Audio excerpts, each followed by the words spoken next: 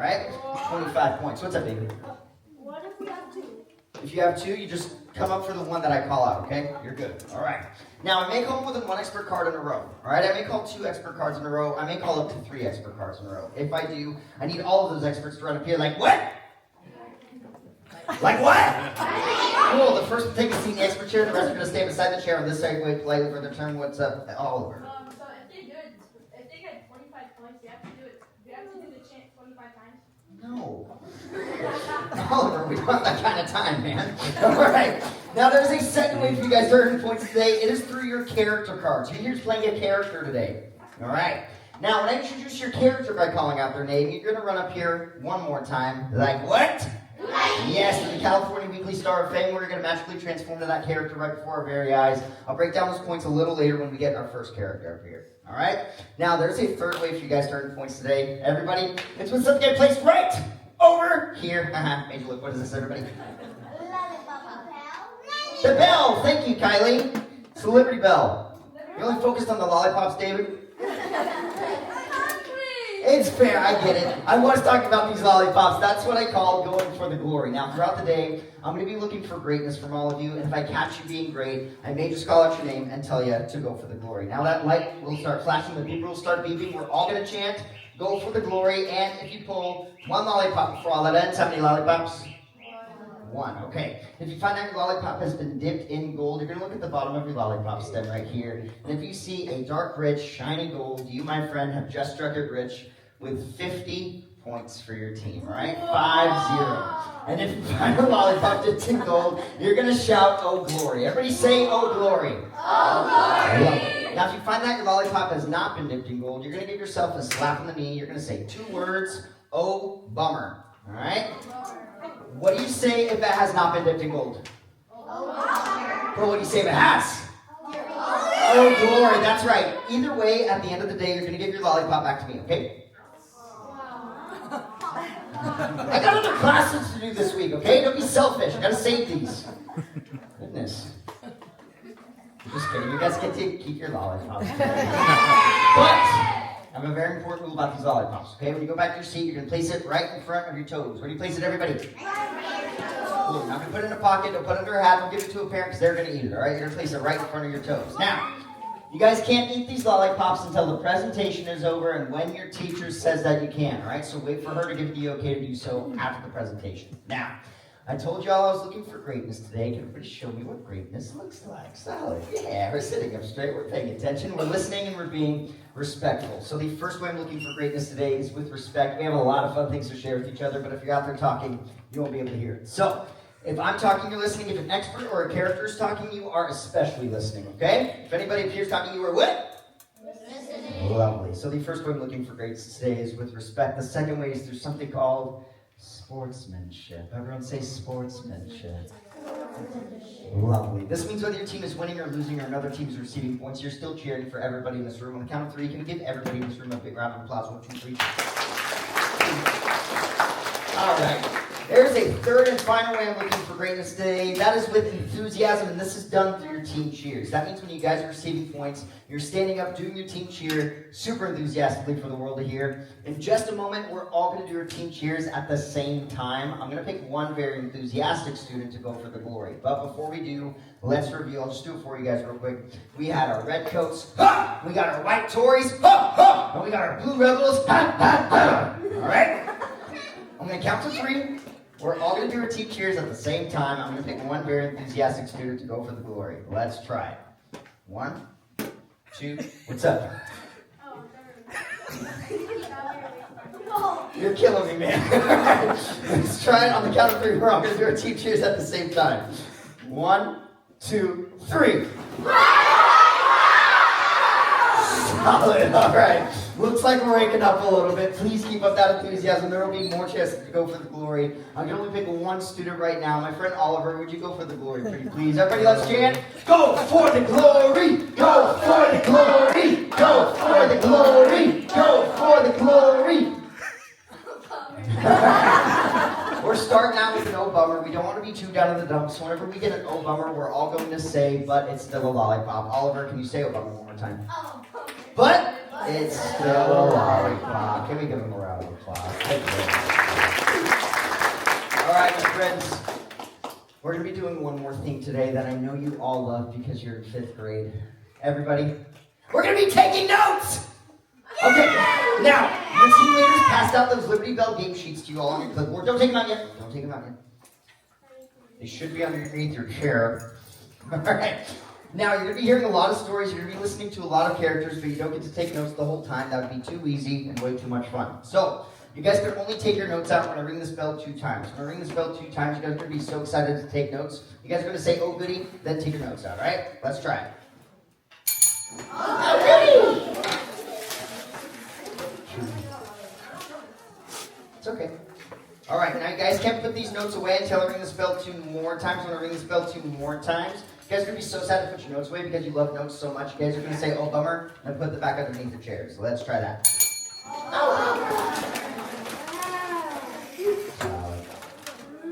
I want to see how fast you guys can be with that. Let's try it again.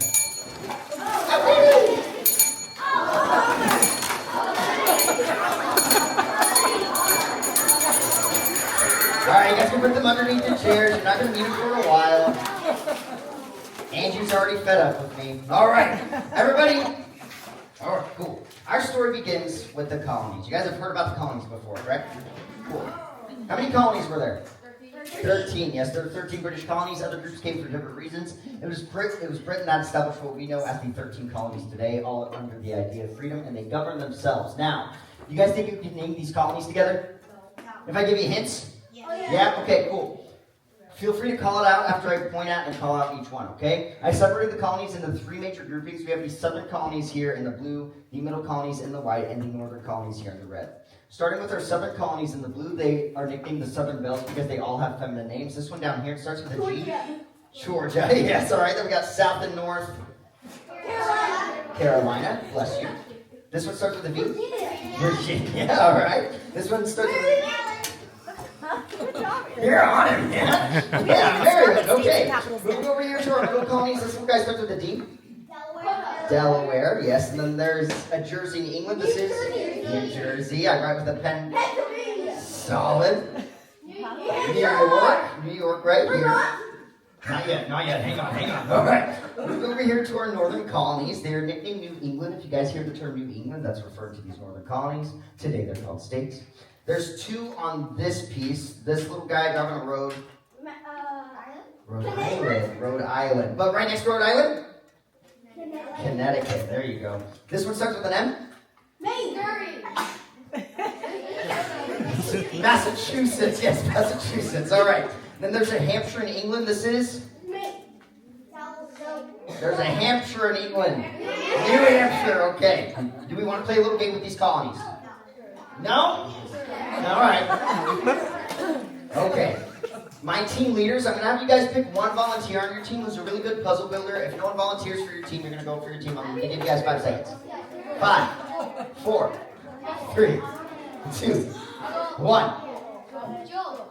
Do we have our puzzle builders? Okay, Joel.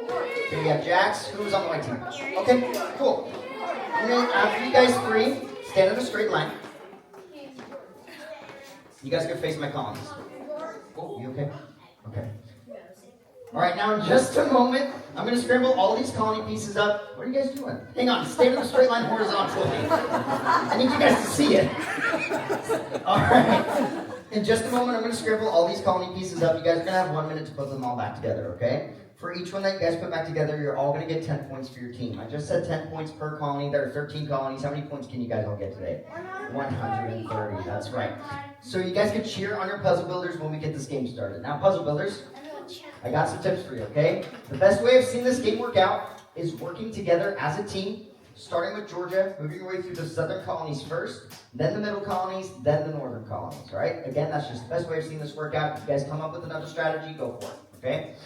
If you guys notice that there's writing on your colony piece indicating which colony it is, that means it is upside down. You're going to want to flip it back over, otherwise the pieces are not going to fit together properly, okay?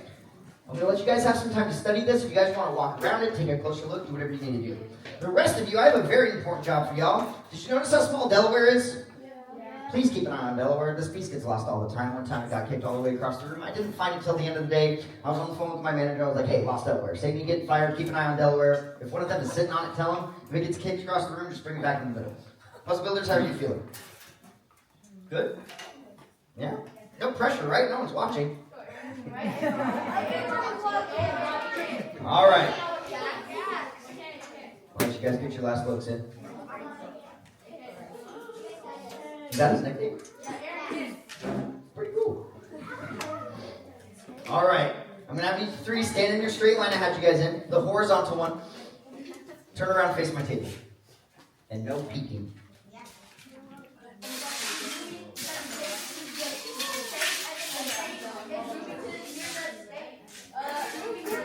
There it is. I lost it. Okay. If you guys want to shout out suggestions, you guys can.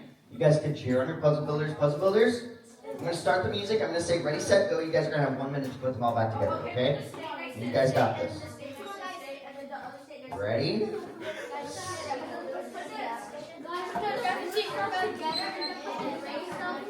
They have to be all connected.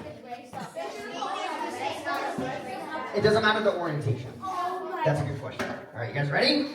Set, go. At the bottom, yeah.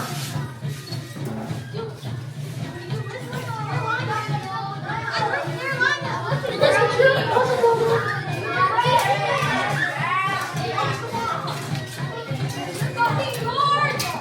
They did not care for my tips.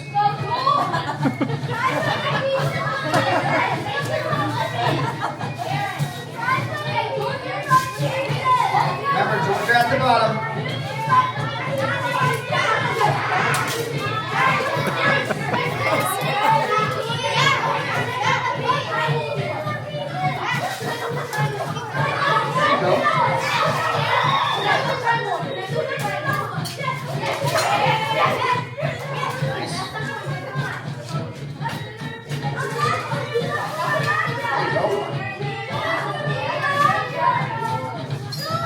These are almost done.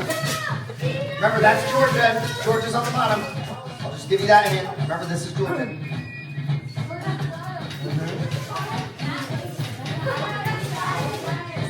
All right, hands up, hands up, hands up. Sorry, y'all. Okay, I'm going to have you guys stand in your straight line. You guys that sit here, go ahead and stand in your straight line. I saw it. Don't worry. I got you. Okay. Let me see. Okay. So they had some connected. They weren't all together. Here's what we're going to do. I'm going to count. Trying to figure out how to do this once now. Hang on. I messed this one up.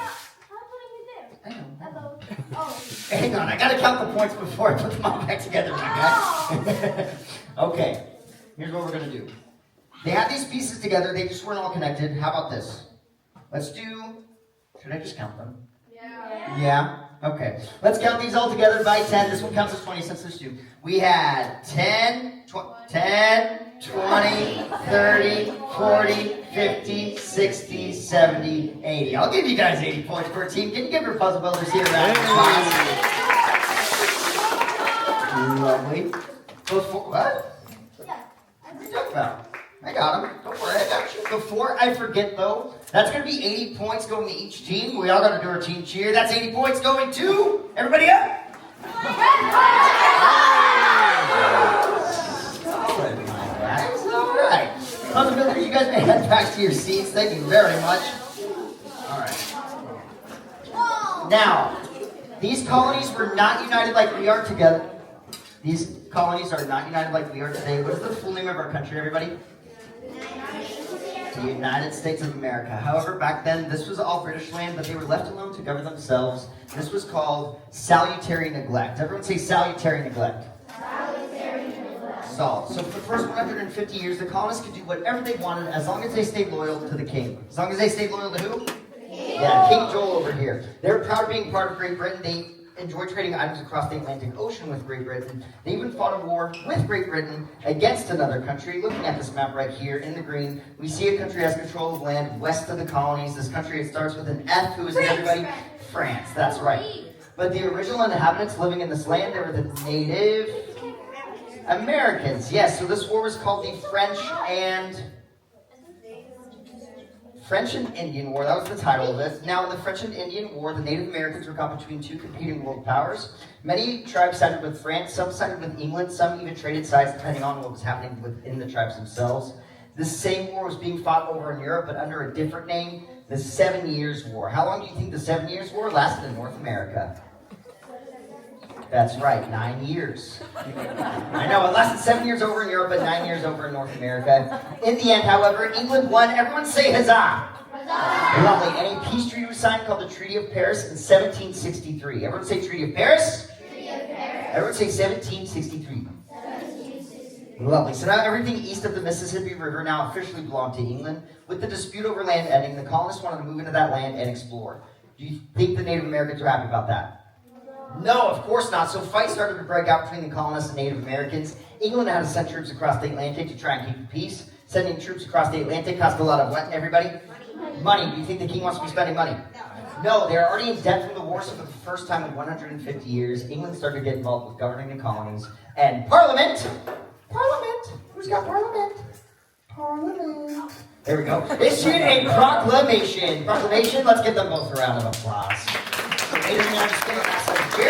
All right, we got our first experts today. We're going to go over microphone etiquette. You all get to use your very own microphone. It's going to live in this phone box right between the star frame and the expert chair. Throughout the day, you're going to see me wipe it down a lot with these disinfectant wipes. And if you see me wipe it down after you use it, please don't take it personally, okay? We're keeping it clean. Now, when you guys run up here like lightning, you're going to take a seat in the expert chair for your expert cards. Then you're going to introduce yourself by saying, hello, my name is. Your real name, not your character name. Then you're going to say, I'm the expert on. Then you're going to say your expert word. Then you're going to go straight into your definition. If you guys have your definitions memorized, I'm going to give you 25 points for your team. If you need to read your card, that's okay. I'll give you 20 points just for reading your card, all right? My friend, are you ready? Yes. Go and grab the mic. Take us away. Okay. Hello, I am David. I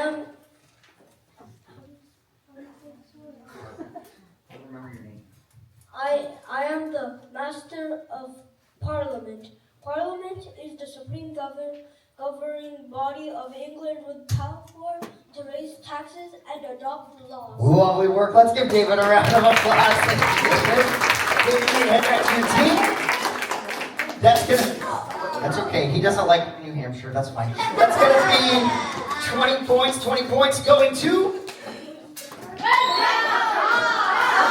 Back down. That was weird. You guys okay? Just checking in. Can we try it one more time, then I'll leave you alone? Okay. Points goes to... That sounded better. Let's give them a round of applause. Thank you very much, Red Coats. They can be disconnected for now. Aiden, go and grab the mic. Take us through. A proclamation is an official document on paper that declares or announces something so that other people will know. The Proclamation of 1763 stated that colonists could no longer move west into Indian Territory. Lovely. Let's give Aiden a round of applause. Thank you very much.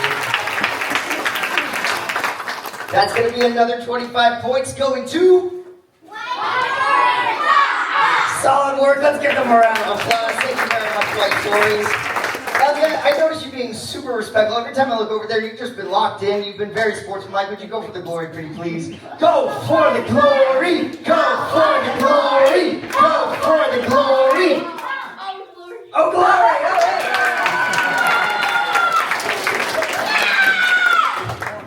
All right. We're looking at 50 points. 50 points going to... Solid work. Let's give them a round of applause. Thank you, guys. All right. Everyone say Proclamation of 1763. Everyone say don't move west. All right, so for the first time in 150 years, England is trying to tell the colonists what to do, and then England wanted the colonists to pay off their debt from the wars, so they started charging customs and tariffs. Customs and tariffs, like the Stamp Act of 1763. Stamp Act.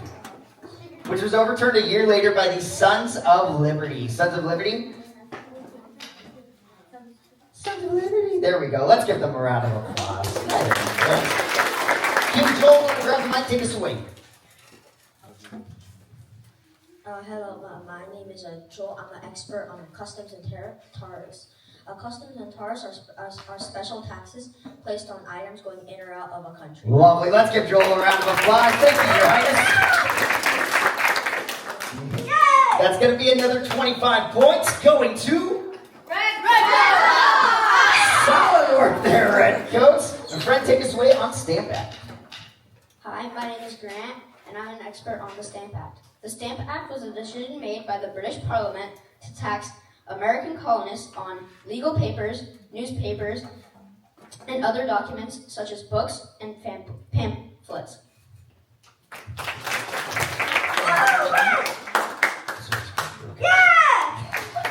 Damn, you're killing it, man. That's going to be another 25 points going to... Solid work, David. I can't make you wait any longer. You've been wonderfully enthusiastic. Would you go for the glory, pretty please? Go for the glory! Go for the glory! Go for the glory! Go for the glory! Go for the glory! Oh, bummer, but... Can we give him a round of applause? Thank you, David. So we're going to take us away on Sons of Liberty. Hi, my name is Chloe.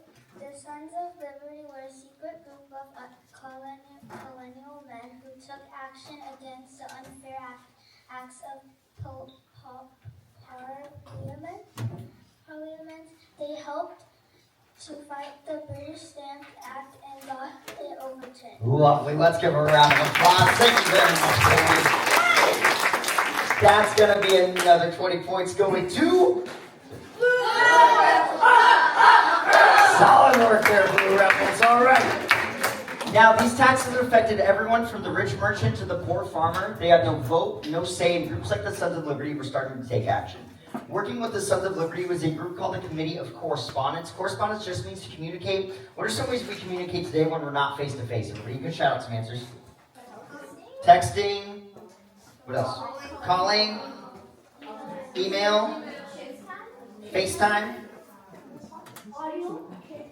Audio. Kids message. I don't know what that means. Okay. Is that an app?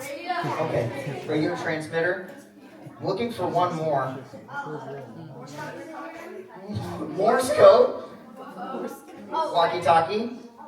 A letter! You can still write letters, guys! I still write letters, don't age me now. They didn't even have a postal service at this time, so the committees of correspondence would send letters by horseback to the other colonies. This was the first hint of United America, because for the first time, the colonies started to communicate with each other, and in the end, they got the Stamp Act overturned. Y'all, everyone say huzzah! Yeah! But in its place, Parliament passed the Declaratory Act. Declaratory Act. Declaratory Act. Looks like Declaratory Act. Declaratory Act. I think that was Mason. Did Mason have that card? No, Angie. Oh, Angie, did you have Declaratory Act? Come on up, you goober. All right, followed a year later by the Townsend Act. Townsend Act, where are you at? Looks like Townshend. There we go. Let's give them both a round of applause.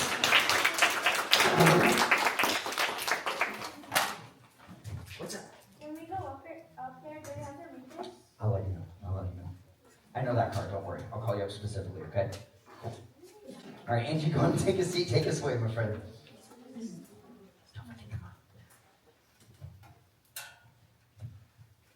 The Declaratory Act, the act that British Parliament had complete control over American colonies.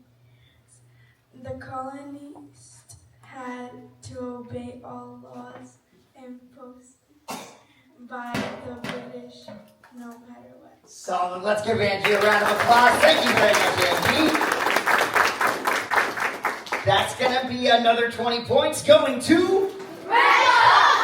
Solid work there, Redcoats. But Fred, take us away on Townsend Act. Hi, my name is Kristen. I'm the expert on the Townshend Act. The Townshend Act was an act placed on the colonies shortly after the Stamp Act was overturned. These laws stated that the British had the right to tax the colonies. Lovely. Let's give her a round of applause. Excellent job. That's going to be another 25 points going to... Solid work there, Blue Rebels. All right. Now, the Declaratory Act told the colonists to obey. The Townsend Act told them to pay, so to get out of paying taxes. The colonists started to sneak items into the colonies, and this was called smuggling. Everyone say dun dun dun. Dun dun dun. In order to catch these smugglers, the British officers started to abuse the writs of assistance. Writs of assistance expert, where are you at, my friend? Let's give her a round of applause. Hi, Lily.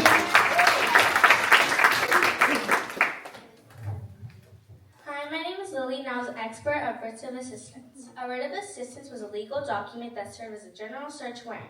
This allowed the British to search a colonial home or ship for smuggled items or weapons without good reason. Lovely. Let's give Lily a round of applause. Thank you, Lily. That's going to be another 20 points going to... Solid work, White Tories. Kylie, I was going to make you wait, but you've been so enthusiastic, very respectful in sportsmanlike. Would you go for the glory tree, please? Go for the glory! Go for the glory! Go for the glory! Go for the glory! All right! That's an extra 50 points. Going to... Solid work there, White Tories. All right. Now, the writs of assistance. Yes, now with these writs of assistance, a British officer could stop a person in the street for whatever reason they wanted and ask to see what was in their pockets, whether or not that person was a smuggler. Does that sound fair to you? No, of course not. So the tensions began to rise and the colonists started to yell out, "No taxation without representation." Everybody yell that with me. No taxation without representation! We're going to see that in action right now. My redcoats, you guys are going to be representing Parliament living over there in Great Britain. You guys are very high-end lawmakers, okay? Now, my white Tories and blue rebels, you guys are going to be representing the colonists living over there in the colonies. Right now, Great Britain is in a lot of debt from all these wars they've been having. We need to help them pay off that debt. So what I'm about to propose to Parliament is called the recess tax. How many recesses do you guys have in a day? Let's call it 2. I like 2. Okay. Here's how this recess tax works. Every time you guys go to recess, everyone on the white Tories and blue rebels has to give everybody on the redcoats $1. All right? So that's going to be 2 recesses a day. That's $2 a day, 5 days a week, $10 a week coming from, what's that? 1, 2, 3, 11, and another 10. Cool. So if this law passes, you guys are going to be getting $210 a week. Does that sound good to you? Yeah. Okay. Let's put it to a vote. All right? If you want this law to pass, if we want to give the redcoats $210 a week, raise your hand and say aye. Everyone on the redcoats? Wonderful. What is that, 12? All right, cool. So we have 12 yeses so far. Everybody opposed to this law, raise your hand and say nay. Nay! All right, the law passed. You guys get $210 a week. Hang on. Whoa. What's the problem? 21 against 12. Wait, hang on. 21 against 12. Who's 21? Who's us? Oh, do you know what I didn't tell Finn? Their votes didn't matter. Everybody point and laugh! Is that fair to you? No, of course not. This is exactly what was happening in the colonies right before the revolution. Now, you guys don't actually owe them $1 per recess, okay? Don't worry. I can't enforce that law. Make your money an honest way, all right? All the tensions came to a head on March 5th, 1770. There were British troops over here in Boston, Massachusetts, enforcing the Townshend Act. The colonists didn't like that the British troops were there enforcing the laws, so they started to call the redcoats a really bad name. They would call the British officers lobsterbacks. Now, I know that sounds really silly, but back then, they viewed lobsters as cockroaches of the sea, and you guys were making fun of their long red tail coats. So they're basically calling you guys a bunch of walking roaches. Are you happy about that? Of course not. One of the British officers responded by hitting one of the colonists with the back of their musket. Everyone say, "Oh no." And then a crowd began to form. The colonists, they started forming something made out of snow on the ground. What was it, everybody? A snowball, that's right. But these weren't happy snowballs. They were filling them with rocks, broken seashells, some even with shards of glass. And they were throwing it at the British officers. They really wanted to hurt those guys. In the confusion, shots rang out. 5 colonists were killed. 6 others were wounded. This became known as the Boston Massacre. Yes. One man killed in the Boston Massacre was none other than Crispus Attucks. Crispus Attucks, where are you at, my friend? Let's give him a round of applause. Get your snowball. All right. We have our first character today. We're going to break down these points. We're going to go for your character cards. But first, can I get 2 volunteers, pretty please? Don't even know what we're doing. Can I get... Don't worry about it. Can I get Jack before your arm falls off? And can I get... Milana? Cool. Jackson, Milana, can I get you guys clean up my colonies and put them in a pile next to my table? Thank you. I'm going to talk to Christmas for just a second. Thanks, Christmas. All right, Christmas.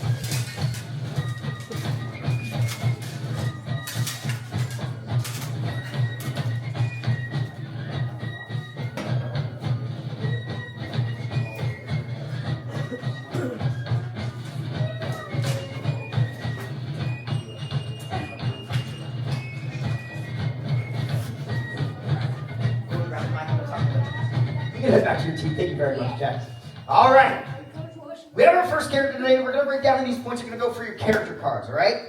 On your blue character cards, you guys all have lines starting with hello, my name is, or bonjour, my name is. If you guys have those lines memorized, I'm going to give you 35 points for your team. But if you need to read your card, again, that's okay. I'll give you 25 points just for reading your card. And as a reminder, my friend filling in for Paul Revere, you get full points for your team, okay?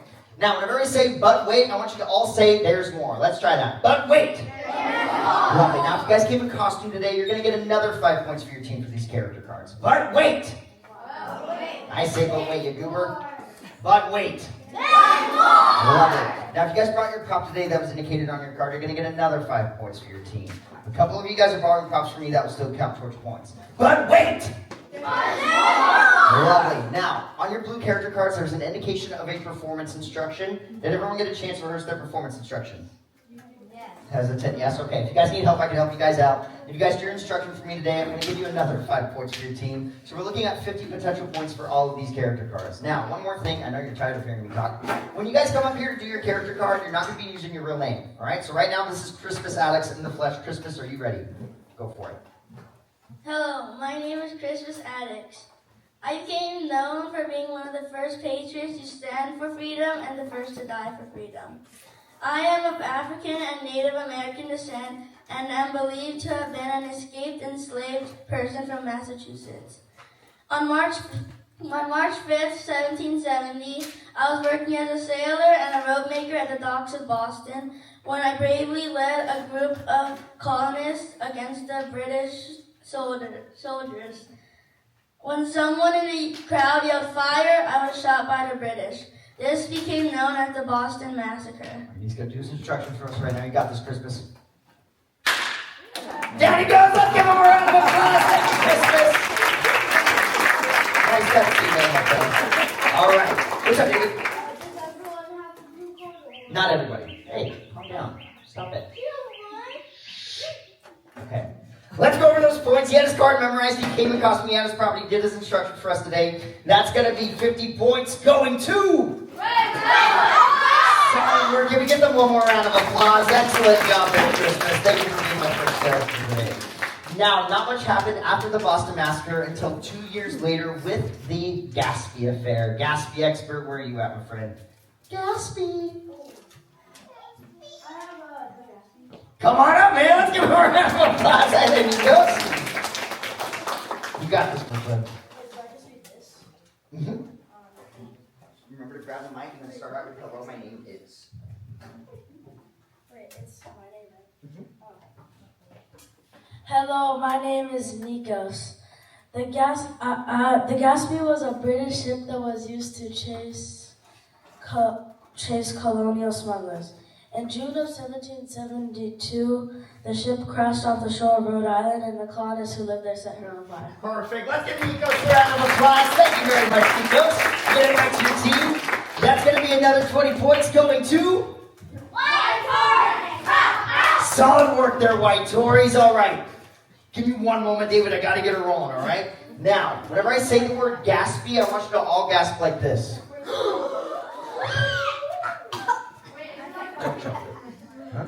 Came known as the Gaspee affair. Under British law, if a person living in the colonies broke the law, they were to be tried within their own colony, but the king was so upset about a ship being burned down that he ordered the Gaspee offenders to return to England and await a trial. Now, do you guys think they could receive a fair trial in England? Probably not, right? So now another right was now being removed, the right to a fair trial. So the New York Committee of Correspondence got together to protect the Gaspee offenders, and they were never turned in. Now things are really starting to heat up in these colonies. There's that massacre in Boston. The Gaspee was set on fire in Rhode Island, and in the end, 12 of the 13 colonies had their own committees of correspondence, making the colonies more united than ever. Now, both the leader of the Boston Committee of Correspondence and the Sons of Liberty decided to call a town meeting to come against the Tea Act, and he said, hey, you guys, I got an idea. How about we all disguise ourselves as members of the Mohawk tribe? We board 3 British ships in the Boston Harbor, and we throw 342 crates of tea into the sea. This became known as the Boston Tea Party. Yes, the leader of the Boston Tea Party was none other than Samuel Adams. Samuel Adams, let's give him a round of applause. Samuel Adams, before you throw that box of tea, we're going to have instructions for everybody, okay? You can set the box of tea on the chair, go and take a stand on the star, and take us away. Don't forget the mic. Hello, my name is Samuel Adams. To protest taxes imposed by the British Parliament, I organized the Boston Tea Party. As a delegate from the colony of Massachusetts, I signed the Declaration of Independence. I wrote many articles in Boston newspapers to stir up the emotions of the Americans on the idea of freedom from Great Britain. After the war, I became governor of Massachusetts. Excellent job there, Samuel Adams. All right. Now, before you throw your box of tea, I want you to say the words "throw the tea," and then we're all going to say "into the sea." Go for it. Throw the tea! Into the sea. Now clean up your mess. Let's give them a round of applause. Thank you, Samuel Adams. Man, you were fasting. All right. That's going to be another 50 points going to Blue Rebels. Solid work there, Blue Rebels. I got you right here. All right. Now, the amount of tea destroyed at the Boston Tea Party would be the equivalent of $1 million in today's money. Do you think the king is happy about this? No. In fact, King George III was becoming a real tyrant. Let's give him a round of applause. Your Highness, don't forget your scepter.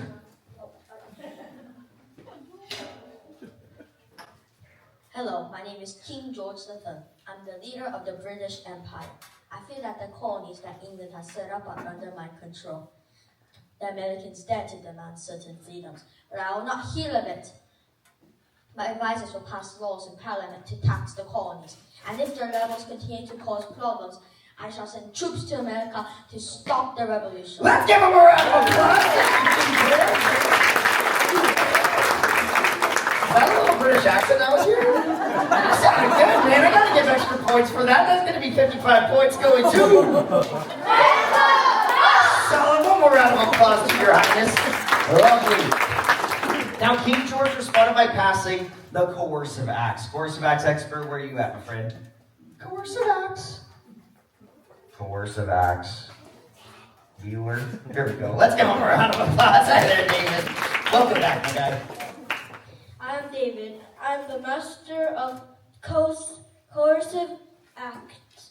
The coercive acts were used by the British to try and restore the Marshalls after the Boston Tea Party. The colonists nicknamed them the Intolerable Act. There we go. Let's give David a round of applause. Thank you, David. That's going to be another 20 points going to solid work there, Red Coach Brand. That was super enthusiastic, man. Would you go for the glory, pretty please? Go for the glory. Go for the glory. Go for the glory. Oh, glory! All right. That's another 50 points going to solid work there, Red Coach. Thank you very much, Grant. Now, there were 5 coercive acts in total. One of them closed down the Boston Harbor until all the tea was paid for, and of course, them colonists refused to pay it. Another band group in town meetings, because the last town meeting, they decided on that Boston Tea Party. So if there are no more town meetings, there wouldn't be another party like that last one.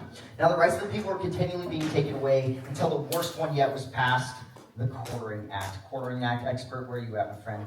Is that you again? Let's bring him a round of applause. Hi there, Nicholas. Welcome back. We know who you are. You're good. The Quartering Act of 1774 was one of the coercive acts. This act applied to all colonies and stated that British troops could live in colonial homes without the owner's permission. Lovely. Let's give Nikos a round of applause. Thank you, Nikos. That's another 25 points going to White Tories. Solid work there, White Tories. All right. Now, when you guys think of quarters today, what do you think of, everybody? Quarters? Quarters. Yeah, 25 cents, right? A little coin. This was talking about your living quarters. Now, imagine a soldier from another country coming up to your door, banging on, saying, hey, draw me up a bath, give me your pizza and PS5, I'm staying for a month. That sound good to you? No! The people are continually losing their freedoms. Not everybody in the colonies agreed on what to do about it. One group of the colonies thought that the king would eventually relent from his tyranny. They chose to remain loyal to Great Britain. They were called the Tories and Loyalists. Tories, Loyalists expert. Let's give her a round of applause.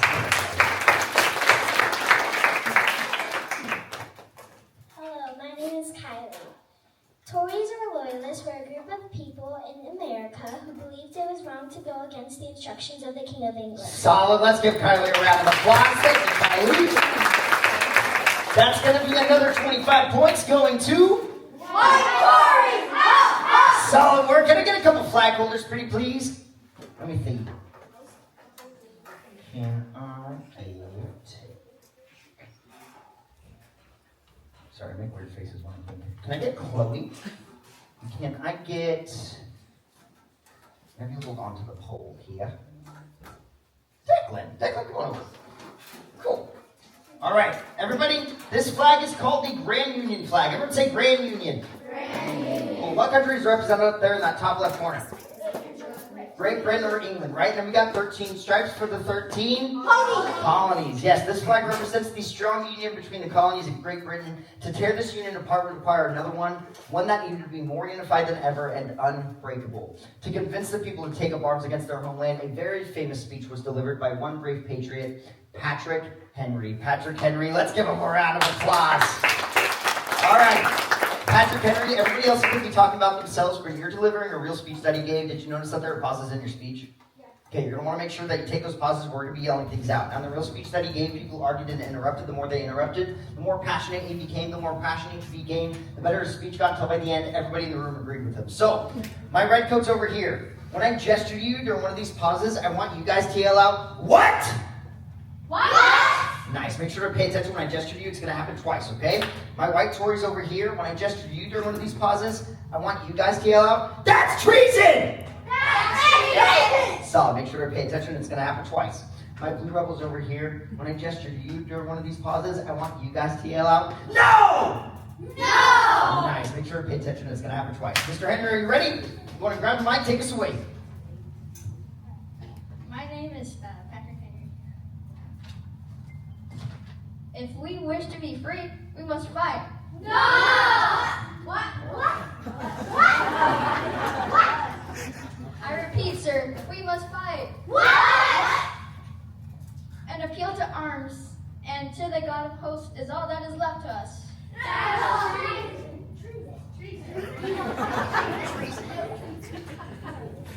If this be treason, make the most of it.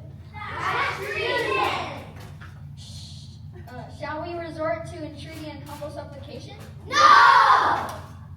Is life so dear or peace so sweet as to be purchased at the price of chains and slavery? No!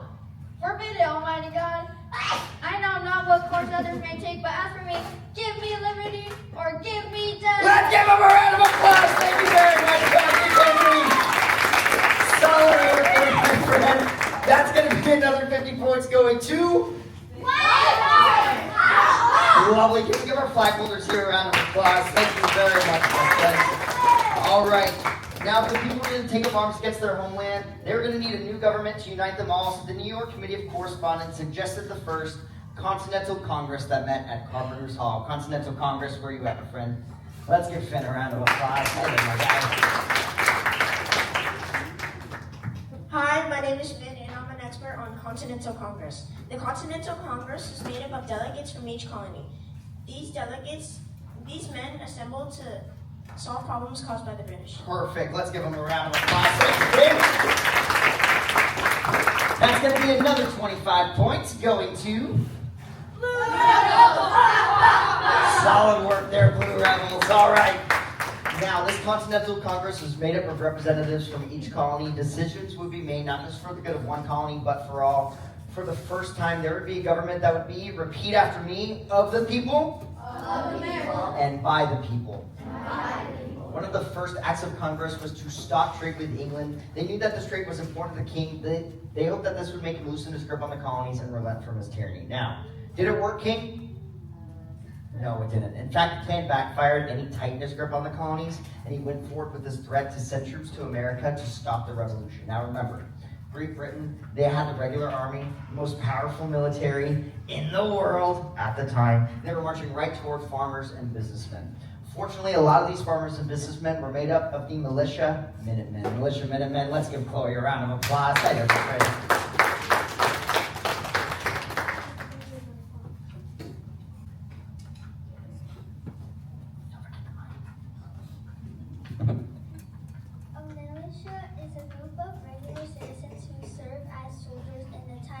emergency.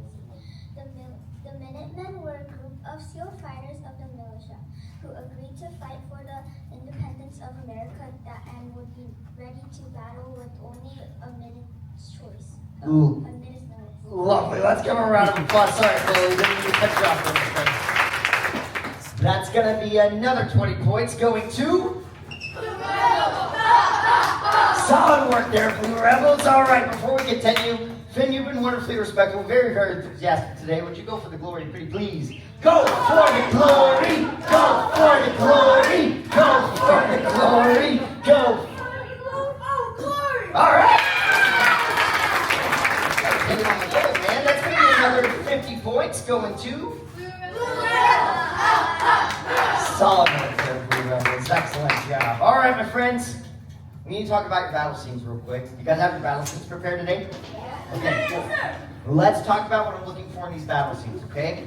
Number one thing I'm looking for is respect. Now remember, these are real battles and real people who fought for our freedom. We want to be respectful of their memory by not talking, giggling, or goofing around during these battle scenes. I know sometimes funny things happen on accident, but if you're trying to make something funny happen on purpose, that's going to be considered disrespectful and it may lose points for your team. What's up, Spear? It's not over. I know, it's not over. We got a lot of time. We have a whole hour and a half left. All right.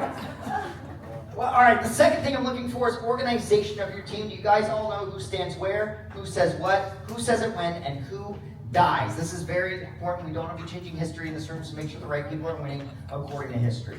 Another thing I'm looking for is presentation skills. Remember, your audience came here to see your wonderful faces. We don't want to be turning our backs to the audience. So when you guys set up for your guys' battle scenes today, you guys are sitting across from each other this way. That means each side of the battle is on this side or this side, facing in. That way, at least most of your body is open to the audience. If you guys have lines in your battle scene, remember to speak them loud and proud so everybody in the room can hear. And most importantly, have fun. All right, if you act like you want to die up here, I'm going to want to die watching you. All right. Now, last thing I'm looking for is use of props. My narrators, you guys get to use my microphone today for your battle narration. I also have extra copies of your battle narration if you need it. I also brought a pretend horse because we're going to be witnessing a very famous ride today in this room. All right. I know we're filling in on this, but I'll still let you name the horse when you get up here, okay? Cool. All right. What else? Oh! My red coats and blue rebels, when you guys are audience members, you guys are either going to sit in the white toys chairs or in front of their chairs. That way all of the audience is over that way. Everybody understand what I'm looking for in these battle scenes? Thumbs up if you got it. Cool. All right. Back to our story. It all began on April 18th, 1775, bless you, when a man rode on a horse to warn that the British regular army was coming. His name was? Paul Revere. Paul Revere, come on up. Let's give him a round of applause. Paul Revere, would you like to name your horse? Probably King George because he looks like a horse. Dang! Roasting the king. Okay. Well, I know you have to read. Would you like me to hold on to King George? Yeah, okay, cool. All right, just a reminder, he is filling in for his absent friend. He's going to get full points for his team. Big thank you for me. Go for it.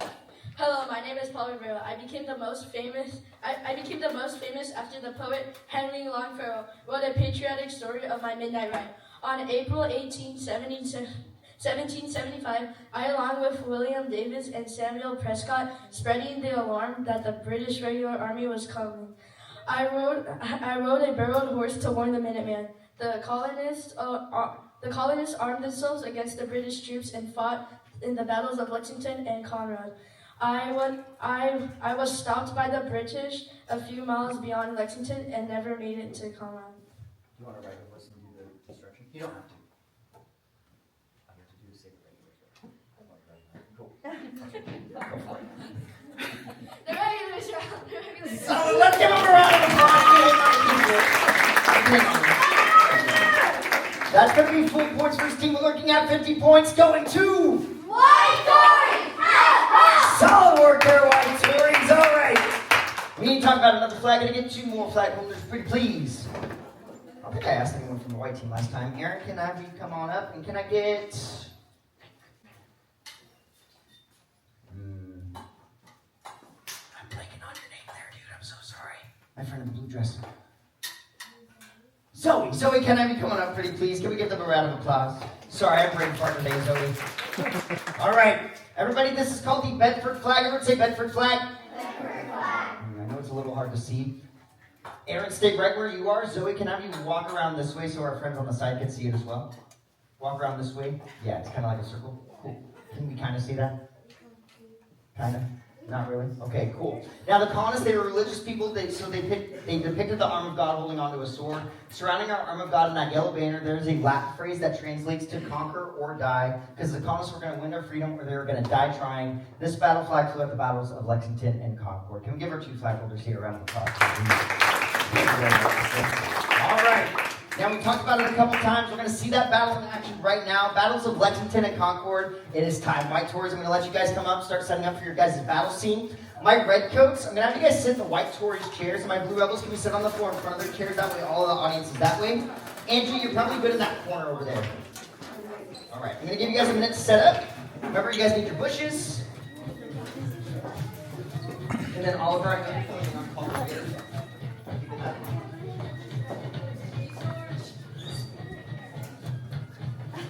Remember to set up across from each other this way.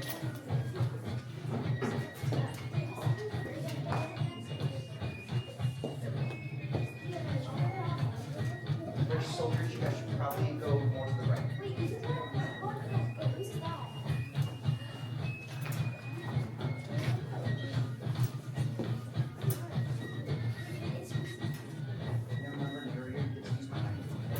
Just, Olivia, give me a thumbs up when you're ready to go. I'm going to give you guys battle. Okay? All good? All right. Everybody, we're going to be respectful. We're going to give them a lights, camera, action on the count of 3. 1, 2, 3. Lights, camera, action. Even though there's been some Americans killed at Boston Massacre 5 years earlier, the battles of Lexington and Concord were the first battles of the American Revolution. The battles happened on April 19, 1775. The British were planning on arresting Samuel Adams and John Hancock in Lexington, but Paul Revere rode his horse to warn the town that the regular British armies marched into the area. The Americans stood in flat feet to defend themselves. Don't fire, let's fire the pot! No one knows who didn't fire first shot. Minutemen, retreat!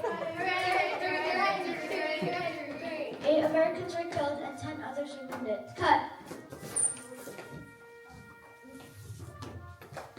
The British continued to march onto Concord to destroy weapons and ammunition they were stored in the area. When the British arrived in Concord, another battle happened. The Americans were defeating the British regulars. Retreat! The British had to retreat about 16 miles back to Charlestown. By the time they reached Charlestown, 73 British soldiers were killed, 174 wounded, and 26 others were missing. The battles of Concord later became known as a shout heard around the world. Lovely. Let's give our White Tories a round of applause. Excellent job, my friends. You guys can have to clean up. My red coats and blue rebels, you guys may head back to your seats. Lovely. I don't know what that is. What was the Battle of Concord later called? The shot heard around the world. That's right. Was it really heard all the way around the world? No, but those first shots would impact the entire world for freedom. Whose is this? No, Aaron said it was not his. Okay, I'm going to have it up here on my table whenever someone wants to claim it. All right. Everybody, the time has come. Okay! All right. Listen very carefully for my instructions, okay? In just a moment, I'm going to say ready, set, go. When I say go, you guys are going to circle up with your teams on the floor. You guys are going to have 1 minute to fill out the first section on your game sheet, all right? Yeah, pre-war events. I want you guys helping everybody on your team out, so if you need an answer, ask someone on your team, and if you know the answer, tell them. After that 1 minute is up, if you guys don't have all the answers, that is okay. We're going to review it all together to make sure everybody has the correct answers, all right? I'm going to give you guys 1 minute with your team. Ready, set, go.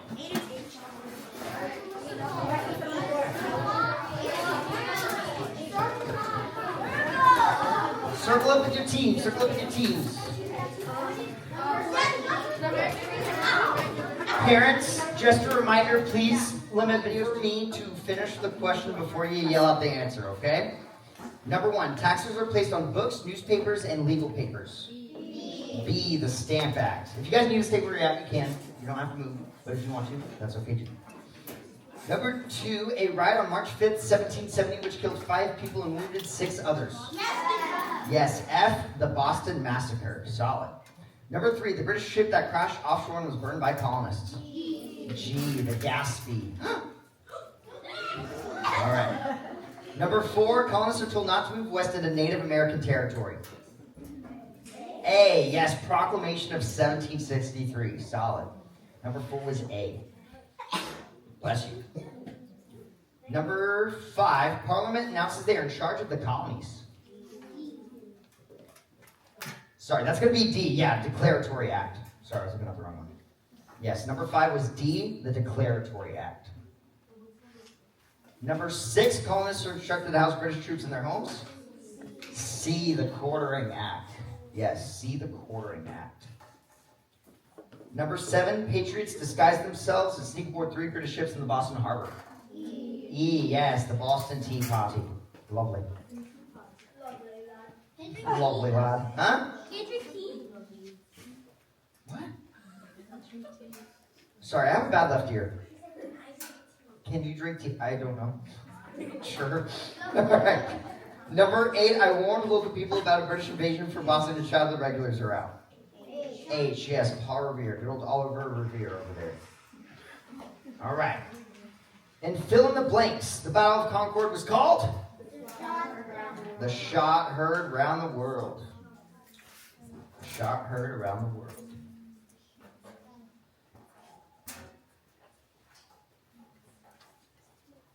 All right. And who said, give me liberty or give me death? Patrick Henry. Patrick Henry. That's right, good old Aiden Henry over there. Put Patrick Henry, don't put Aiden. How are we feeling, y'all? Do I need to repeat any of those answers for you guys? Please let me know if I do. We feeling good, everybody? Yeah, all right. Oh, bummer. I know, we love you so much.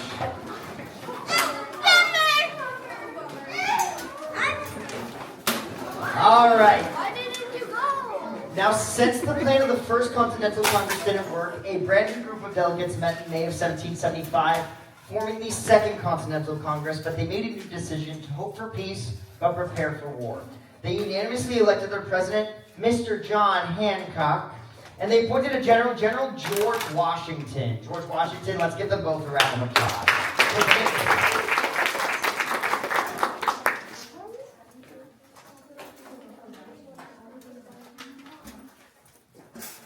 Johnny H., take us away.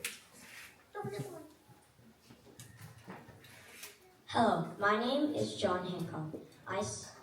I'm a delegate of Massachusetts who served as president of the Second Continental Congress from 1775 to 1777.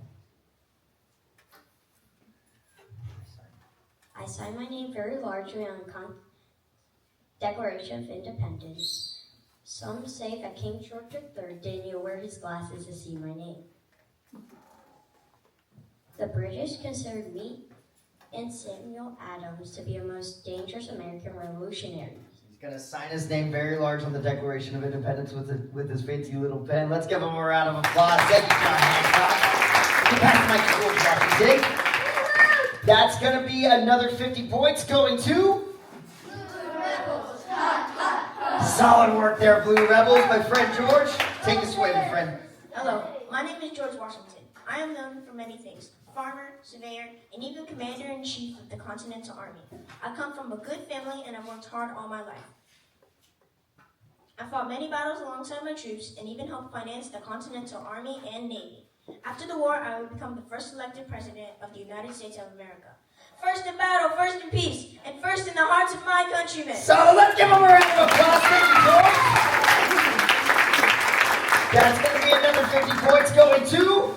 Blue Rebels. Ha, ha, ha. Solid work there, Blue Rebels. All right. Can I get a couple more flag holders, pretty please? What a thing. Can you raise your hand if you haven't helped me out yet? Just want to make sure I'm calling up new people. Can I get baby? Can I get... Phoebe, I'm going to have you wonderful. Sorry. I'm lost in thought here. Can I get Grant? All right, Phoebe and Grant. All right. Everybody, this is called the Washington Cruiser flag. Everyone say Washington Cruiser. Washington Cruiser. I know it's a little hard to see on the sides. What's that big green thing there on the flag? A tree. More specifically, it is an evergreen tree, and it became a symbol of freedom during the American Revolution. Everybody say symbol of freedom. Lovely. Now that writing on the top there says an appeal to heaven. This was a famous phrase coined by John Locke, basically stating that when the rights of the people are taken away and they can no longer appeal to the powers of earth, they always have the option to appeal to the powers of heaven, and General Washington himself was a man known to do so. Can we give our 2 flag holders here a round of applause? All right. Now, to prepare for war, Congress gave Washington around 23,000 soldiers, but to hope for peace, they wrote up a document called the Olive Branch Petition, and they sent it over to the king. Now, what was the evergreen tree a symbol of, everybody? Freedom, that's right. And the olive branch is a symbol of peace. Everyone say symbol of peace. Cool. So they wrote up this document, they sent it over to the king, and it basically stated, look, king, we're proud of being part of Great Britain. Okay, we want to remain loyal to you. If you would just please stop with all of these unfair acts. Now the legend says the king didn't even open the document. Everyone say, how rude. How rude. Look at him, sitting all smug over there. All right, with no hope for peace, Congress began work on a new document, one that would officially declare their separation from Great Britain, one that countless Americans celebrate every 4th of July holiday. It was the Declaration of Independence. Declaration of Independence. Let's give her a round of applause.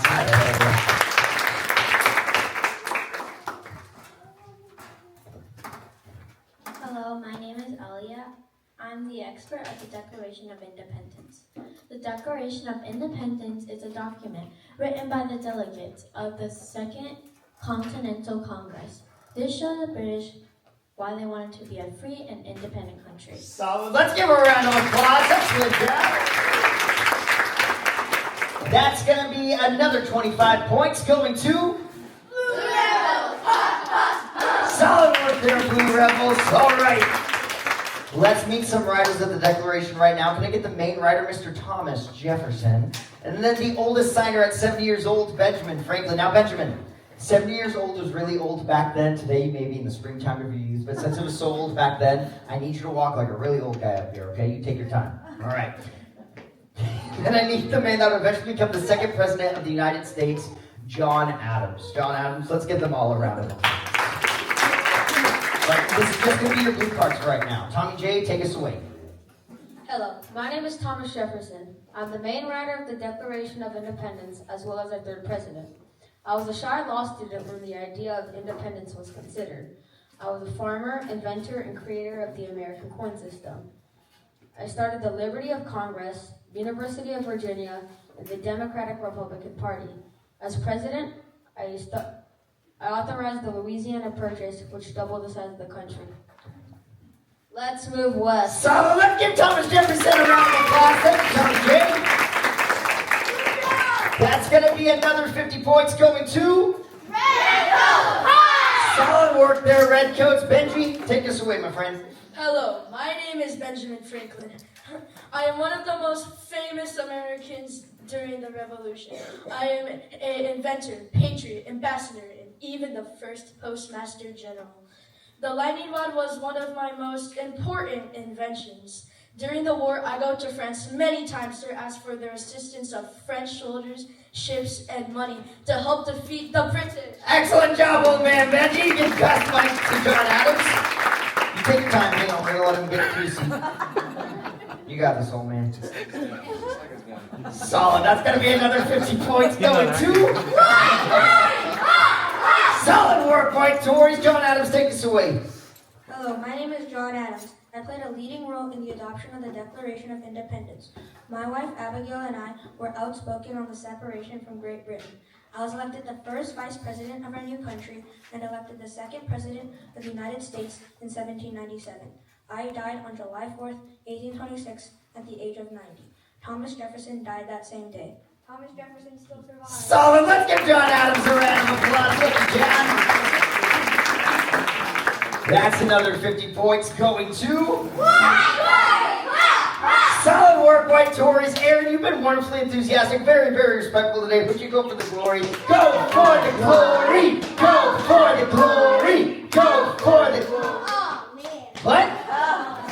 It's still a lollipop. Can we give them a round of applause? Thank you very much. All right, my friends. We're about to have an an amazing opportunity, an opportunity to witness an experiment unlike any other, and if it should work, it will allow freedom to reign. Now, will it work? Bless you. It's going to take 1 war times 2, 7 years, and a 5-minute break to find out. So it's almost time for your guys' 5-minute break, but before we go on a break, I got a couple things to go over, okay? Number 1, your lollipops. If you guys have a lollipop, you're going to leave it tucked underneath your chair for this break. Remember, you can't eat them until the presentation is over when your teacher says that you can. Who still needs to do their cards? We're going to get to all of you when we get back, I promise. Don't worry, okay? Now, what else was there? Yes! This break is only 5 minutes long, so I need you guys to prioritize 2 things: drinking water and using the restroom. I know a lot of your parents and grandparents are here. Feel free to say hello. That is A-okay with me, but we need to drink what? Use the what? Lovely. Before we go, we're going to do a class picture, and I'm going to start some music so it's a little less awkward in here, okay? See how terrible this is? I hate it. Okay.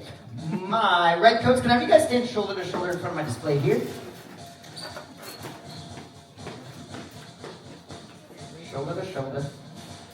There's room on this side. Make some room, scoot out a little bit. There we go. Cool.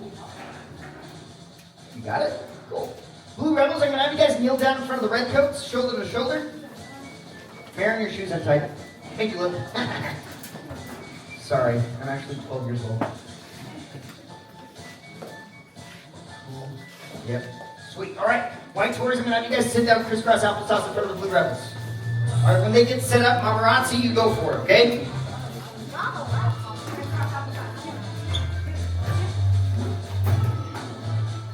White Tories, can we scoot all the way back to the Blue Rebels? Blue Rebels, remember to kneel up nice and tall. There we go. All right, everyone say revolution! Revolution! Your teacher's jumping in. All right, give them one more big revolution! Revolution! Everyone say Ryan is cool and funny. Ryan is cool and funny. That's my guy. Do a funny one, I don't know. Do a funny one, I don't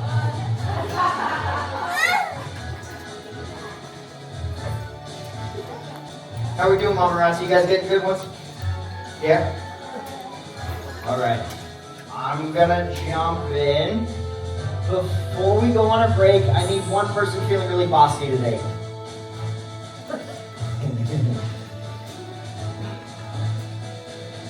Can I get... It's hard, man.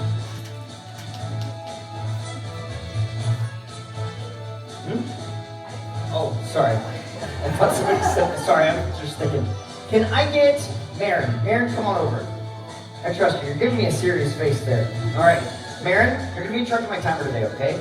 When that says 100, I want you to tell your class, 1 minute left! Then we need to line up back outside in our original teams the same way I brought you guys in, okay? We're going to meet you guys outside. Where am I meeting you guys? Outside! Listen to Marin. Marin will look like an iron fist.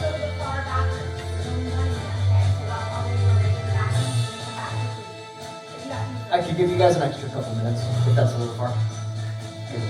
Cool. All right, you guys get to stand up. Go on your break. Don't press that start button. Take that with you, okay? You guys can take pictures with your family now too. You don't have to be back. Now that we are back from our break, my on YouTube friends with later. lollipops, can I bring those back out in front of your toes, party on please? YouTube So later. everyone can see, including me. Cool. All right. You can put it back up in front of your toes. I don't need it back. All right.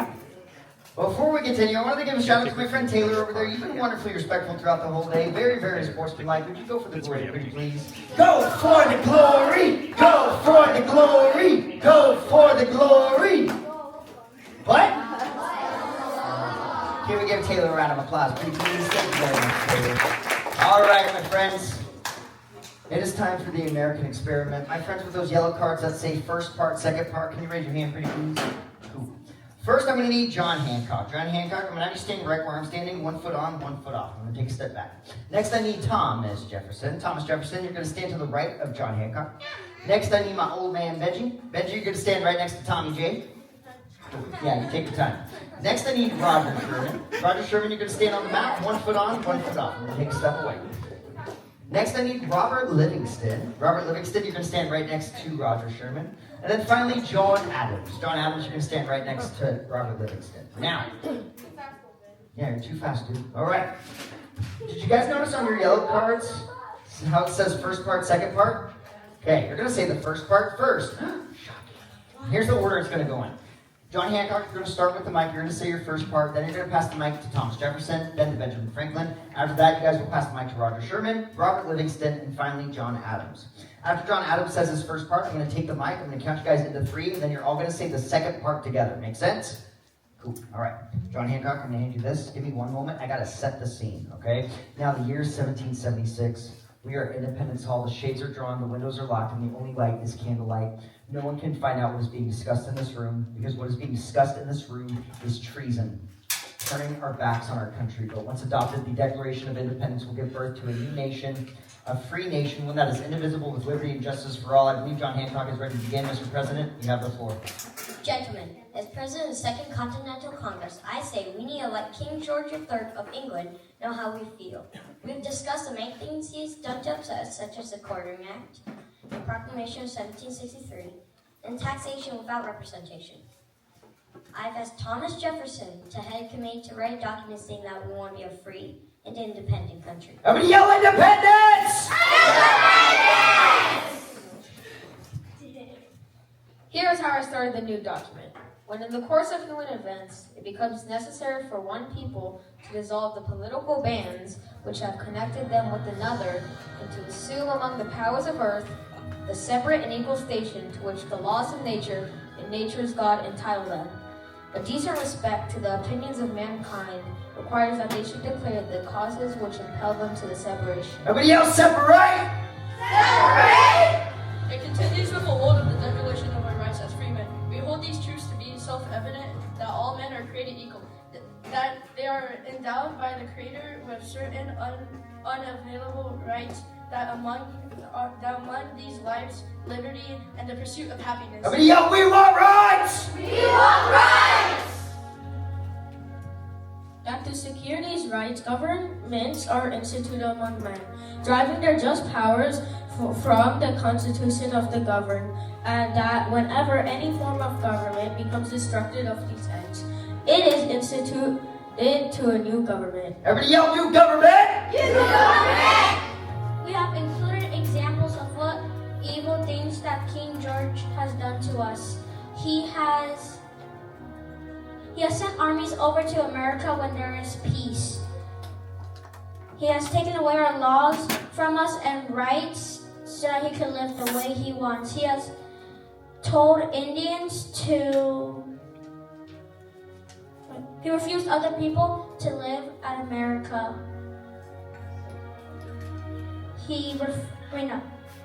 And has sent his officials to watch over us. He has sent Indians to riot, attack, and kill Americans. He has protected his own soldiers when they are guilty of their own crimes. Everybody yell, guilty, guilty, down with the king! Guilty, guilty, down with the king! After listing our complaints, we have given our statement of independence. We, the representatives of the United States of America and General Congress, assembled, appealing to the Supreme Judge of the world for the rectitude of our intention, do, in the name and by authority of the good people of these colonies, solemnly publish and declare that these united colonies are, and of right, ought to be free and independent states. Everybody say, hear, hear! Hear, hear! The second part on the count of 3. 1, 2, 3. And for the sword of the Declaration, the firm reliance on the protection of divine providence, we duly pledge that its other tribes and sacred honor. They're willing to sacrifice everything they had for one thing. On the count of 3, we're all going to yell freedom. 1, 2, 3! Freedom! Give our delegates a round of applause. Excellent job there, my friends. And before we continue, that is going to be 100 points going to each team. So that is 100 points going to everybody up. Solid. One more round of applause to you all. Excellent job there, my friends. Thank you, delegates. Excellent job there, Benji. All right. Now, the wording of the Declaration of Independence can be a bit confusing to understand today, but it basically states this, that sometimes it is necessary for one group of people to separate from another group. The polite thing would be to declare or to state why that group must separate. There are certain obvious facts, such as all men are created equal. These obvious or self-evident truths speak to the Founding Fathers' religious views that God, called the Creator in the document, is the giver of human rights and not a king. These rights should be enjoyed by everyone and never taken away. These rights include the right to life, the right to liberty or freedom, and the right to the pursuit of happiness. Finally, it is the government's responsibility to protect these rights, and if they should try to take away these rights from anyone for any reason, then the people have the right to alter, which means to change, or abolish, which means to destroy or get rid of that unfair government and set up a new one. Now, what is one way we're able to make change today? Everybody, when you turn 18, you're allowed to vote. Yes, that's what made this document so important. It established the idea of human rights, and it gave the people the power to choose their own leader. This had never been tried before in the history of the world, and that's why to this day, America is still called the American experiment. This experiment of freedom had to start somewhere, and it started with this document. Everybody? Okay! All right. You guys got 1 minute to fill out the Declaration of Independence section with your team. Go for it. Circle up with your team. Circle up with your team.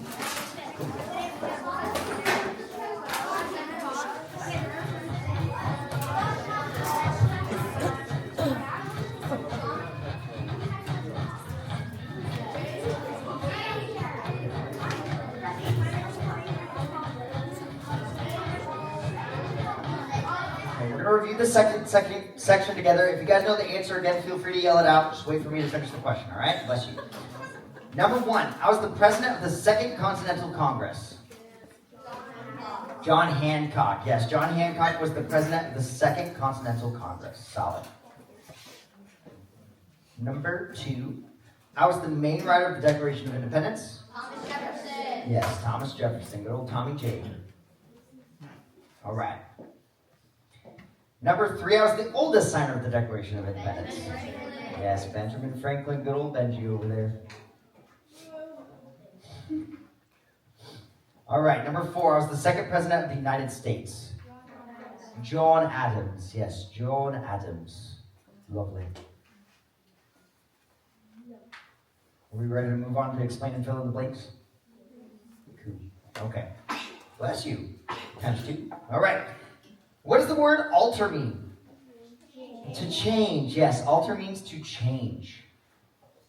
Got a hiccup. All right. Word alter means to change. What does the word abolish mean? To destroy or get rid of. I'll take either answer. To destroy or get rid of.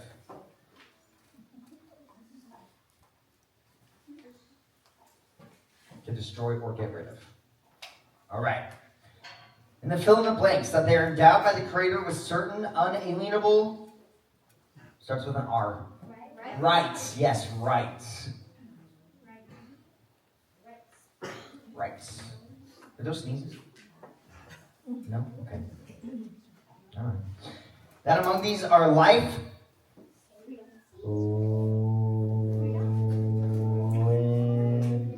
Liberty! Yes, liberty. Freedom's a synonym, but since this is a direct quote, I was looking for liberty. And the pursuit of happiness. You are correct. That they are endowed by the Creator with certain unalienable rights. That among these are life, liberty, and the pursuit of happiness. We feeling good, y'all? Do I need to repeat any of those answers for you guys? Okay. I know we love taking notes so much. It's so good for you. It's fun, Jax. That's right. All right. Now, it wasn't just the signers of the Declaration who were willing to give up everything they had. It was everyday people like Mary Draper and Nathan Hale. Mary Draper and Nathan Hale, where are you guys at? Let's give them a round of applause. Don't forget to clap. You guys have props. Perfect. Oh, let me get your fire so you can... Go and grab the mic. Take us away, Mary Draper. Hello, my name is Mary Draper. I wanted to help the Continental Army during the Revolution, so I decided to melt down all my family heirlooms. They were pewter items, but made wonderful musket balls. I know my things are important to me, but so are the freedoms which we are fighting for. She's going to melt down her family heirlooms right now. Everyone say, poor Mary Draper. Poor Mary Draper. We appreciate your sacrifice, my friend. Let's give her a round of applause. Thank you very much, Mary. That's going to be another 50 points going to... Lovely work there, White Tories. All right. Nathan Hale, did you already pick 2 people to help you out with this one? Yeah? Were they on the red team? Cool. Okay. My friends who are helping him out, you guys know what to do? Cool. Okay. I trust you. Go on and grab the mic. Take us away. Hello. My name is Nathan Hill. I was born in Connecticut. I was athletic, intelligent, religious, and kind. I graduated from Yale at the age of 18. As a captain in the Continental Army, I volunteered to go behind the enemy lines. As a school teacher, to spy on the British. I was captured, and on September 22nd, 1776, at 21 years old, I was executed. Courageous to the end, I said, I only regret that I have but one life to lose for my country. Right, and those 2 redcoats are going to come capture him right now. They're going to take him by the shoulder and escort him back to his seat to be executed. Everyone say, poor Nathan Hale. We appreciate you, my friend. Can we give him a round of applause, please? Thank you, Nathan. Thank you guys for helping out. That's going to be another 40 points going to... Solid work there, Blue Rebels. My friend Chloe, you've been wonderfully respectful throughout the whole day. Would you go for the glory, pretty please? Go for the glory! Go for the glory! Go for the glory! What? It's still a lollipop. Can we give her a round of applause? All right. Now, we just heard Nathan Hale mention that he was a spy. There are many spies during the American Revolution. We're going to meet 2 more American spies right now. Can I get Lydia Dara and Nancy Morgan Hart, or Lydia Dara? I don't know how you want to pronounce her. And Nancy Morgan Hart. Let's give them a round of applause. Nancy, don't forget your turn. And then Nancy, when it's your turn, I'll have you bring up your soldier and your daughter, okay? Cool. All right. Lydia, take us away. Hello, my name is Lydia Durant. British troops were having a meeting in my home when I overheard their plans of an attack the next day at White Marsh, Pennsylvania. The next day, or the next morning, I will pretend to go get flour, cross the British lines, and warn the American troops about the surprise attack. When the British arrive, the Continental Army will be ready for battle and defeat the Redcoats. She's going to deliver some of that flour over there to her team. They're actually secrets. You're so sneaky, dude. Let's give her a round of applause. Thank you very much. Maybe she's taking it back. She doesn't want her to have it. That's going to be another 50 points going to... Solid work there, Blue Rebels. Nancy, you want to bring up your soldier and your daughter? Is that your daughter? Cool. There we go. Cool. Old soldier. All right. Take us away, Nancy. Hello, my name is Nancy Morgan Hart. I fought battles of the Revolution in my own home. 5 tourists came to my house demanding a meal. I checked them by giving them drinks. I was strong and fierce and imitated them all. I sent my daughter to go get help to take my prisoners. Let's give them a round of applause. Thank you, Nancy Morgan Hart. All right, that's going to be another 50 points going to... Solid work. David, did you have a question? Okay, just checking. All right. Now, everyone say, meanwhile. Well, General Washington sacrificed a lot during the war. Early on in the war, he succeeded in forcing the British out of Boston, but then the British responded by attacking New York, and after months of fighting, Washington lost close to 3,000 soldiers. Without a victory soon, hope would be lost. Britain was sure they had all but won the war. So, Washington took a risk, and he waged a surprise attack on Christmas night at the Battle of Trenton. Battle of Trenton, come on down. We're all going to be hearing about Valley Forge. My redcoats can be sit on the floor in front of the White Tories chairs, pretty please. Gonna give you guys a minute to set up. The Nixon, are you in your area? Get to use my microphone today. Just give me a thumbs up when you guys are ready to go. I'll get you guys started.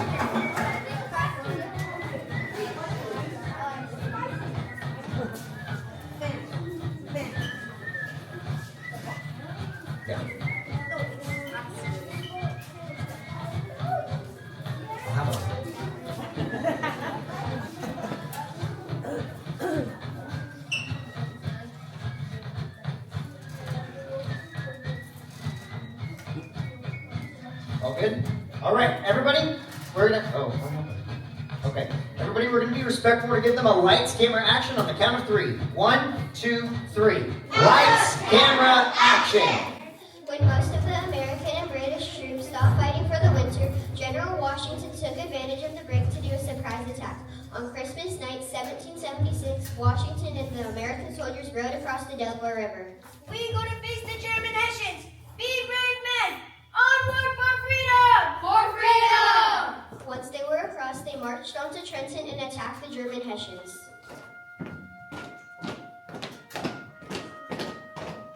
Wake up, you're surrounded. The American army captured over 900 enemy soldiers. The Battle of Trenton was one of the first major American victories.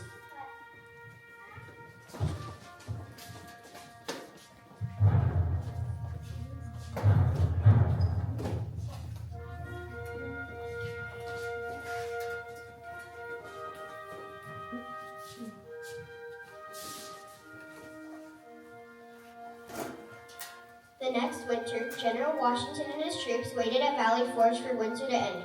The American soldiers did not have enough food or shoes for the cold. Many of the soldiers had to wrap their feet with rags because of the freezing weather. General Washington had to do many things to keep his troops inspired to fight. These are the times that try men's souls. Valley Forge was not a battle, but it was a very important part of the Revolution. Because of the courage and leadership of General Washington, the troops made it through this difficult winter.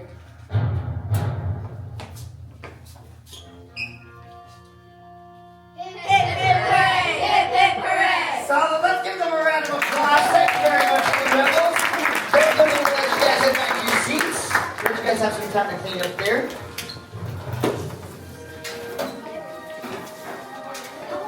All right, while they're cleaning up, my white Tories and red coats.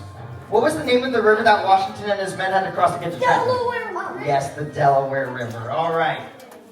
Okay, before we continue, I need everyone to say Jeremy made a poopsie. I forgot to give points to the White Tories for their battle scene.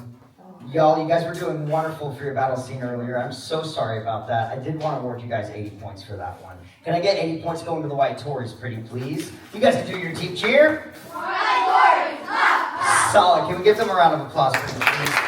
Sorry about that, White Tories. All right, let's talk about that battle scene from our Blue Rebels. Blue Rebels, again, thank you guys very much. You guys were being wonderfully respectful. You guys were very organized. Great presentation skills and great use of props. Excellent acting from our George Washington over there. That's also going to be 80 points, full points for your team. 80 points going to Blue Rebels, Solid. Can we give them one more round of applause? Excellent job. All right. Now, the Battle of Trenton made Washington a hero. Everybody say huzzah. Yeah! However, many of the men started to lose hope because many of them were dying of smallpox and the freezing weather at Valley Forge. If hope was lost, then freedom was going to be lost as well. Bless you. Cool. All right. Fortunately, however, Thomas Paine and Martha Washington used their talents to inspire the troops to press on. Thomas Paine and Martha Washington, let's give them both a round of applause. All right, Tommy, can you take us away? Hello, my name is Thomas Paine. I was born in England, but wrote the pamphlet called Common Sense, which talked about England.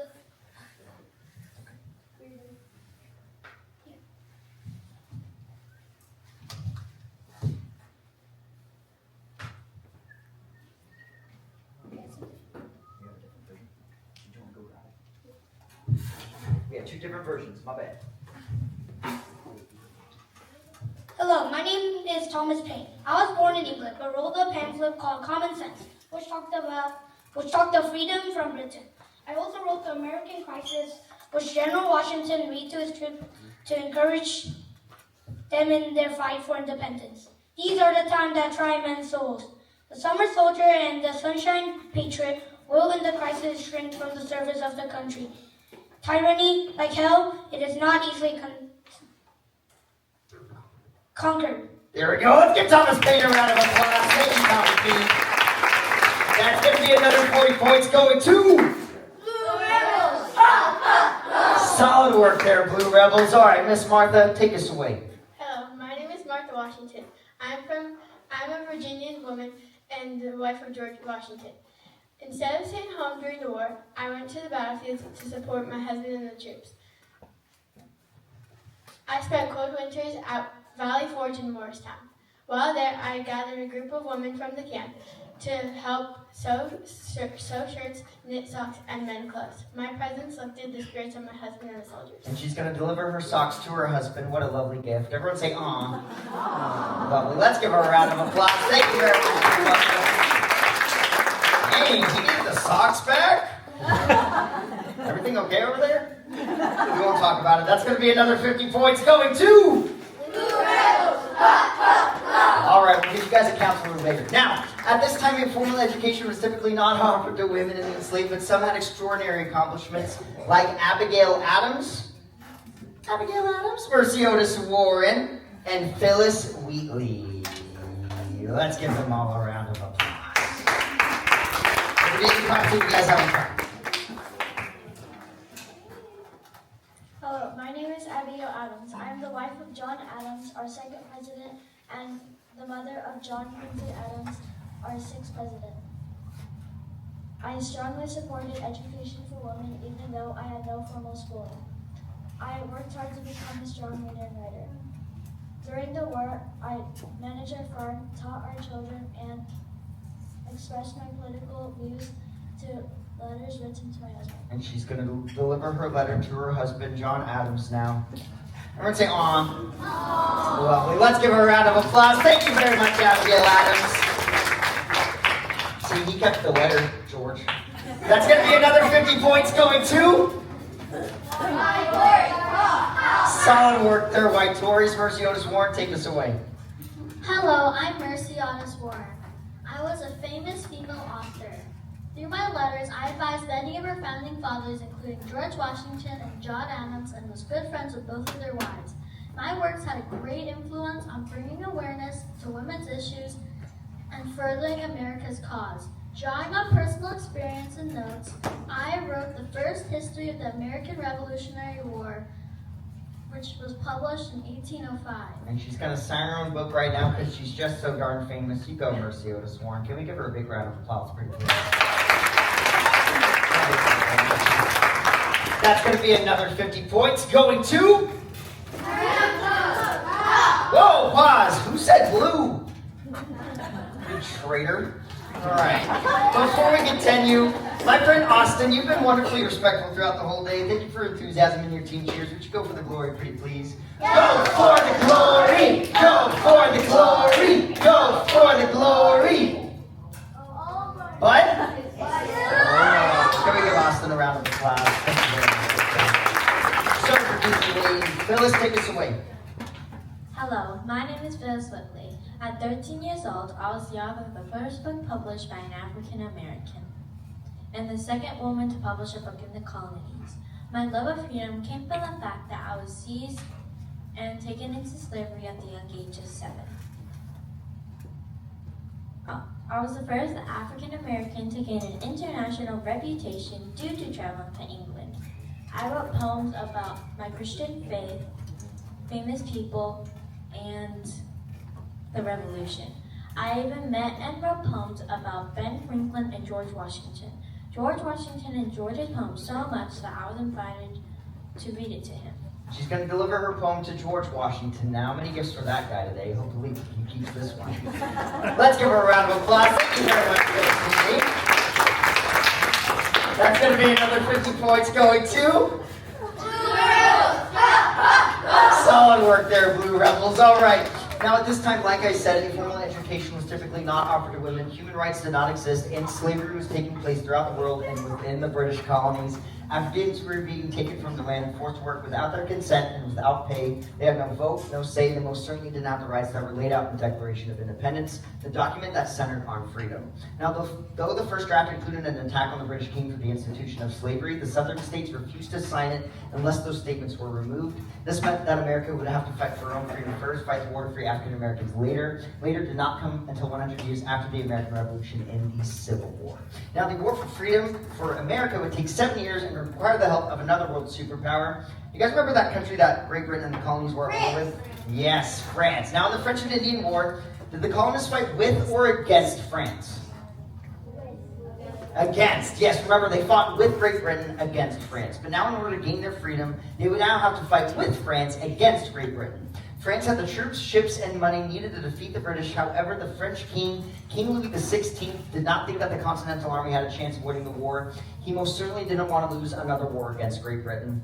One man, however, tried to convince the French king to assist the Continental Army. He's one of General Washington's friends. He's the one, the only, the Marquis de Lafayette. Let's give it up to Marquis de Lafayette! You got this, Frenchie. Bonjour, my name is Marquis de Lafayette.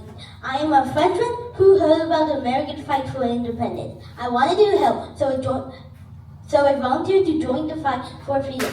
General Washington was very pleased to have my help. I was wounded at the Battle of Brandywine and went back to France a hero. There I helped convince the King of France to join the fight and help the Americans. I also spent my own fortune to help the Americans. Solid. He's going to deliver that money to George Washington. Let's give him a round of applause. If you'd like to return the money, you can. I won't make you keep. Cool. That's going to be another 50 points going to... Solid work there, White Tories. Thank you very much. And everyone, say merci, Marquis. Lovely. So what would finally convince the French king that he had a chance of defeating the most powerful military in the world at the time? What would turn things around for the Americans? It would be the victory at Saratoga, our turning point of the American Revolution. Can I get you all to stand up in front of your chairs, pretty please? You want to make sure your feet are clear for this one. Everyone say the turning point of the American Revolution was the Battle of Saratoga. Let's do that again. The turning point of the American Revolution was the Battle of Saratoga. Saratoga. Battle of Saratoga. Saratoga. Saratoga. Battle of Saratoga.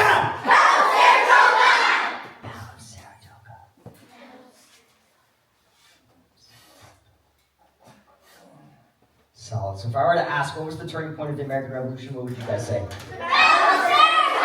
Solid. Lock that in your brains. Give yourselves a little round of applause. Thanks for being a little silly, friends. Phoebe, you've been wonderfully enthusiastic today. Would you go for the glory, pretty please? Go for the glory! Go for the glory! Go! Oh, glory! That's another 50 points going to... Solid work there, Blue Rebels. All right. Now, it's because of this victory at Saratoga that France officially declared war on Great Britain. However, the Continental Army actually lost the first battle at Saratoga, and they decided on retreat. But one brave general, he refused to retreat, and he convinced his soldiers to press on. He was responsible for the victory at Saratoga and possibly for the freedom of America. But he's forever known as the man who turned in his blue coat for a red coat. And this traitor's name was Benedict Arnold. Benedict, where are you at? There he is.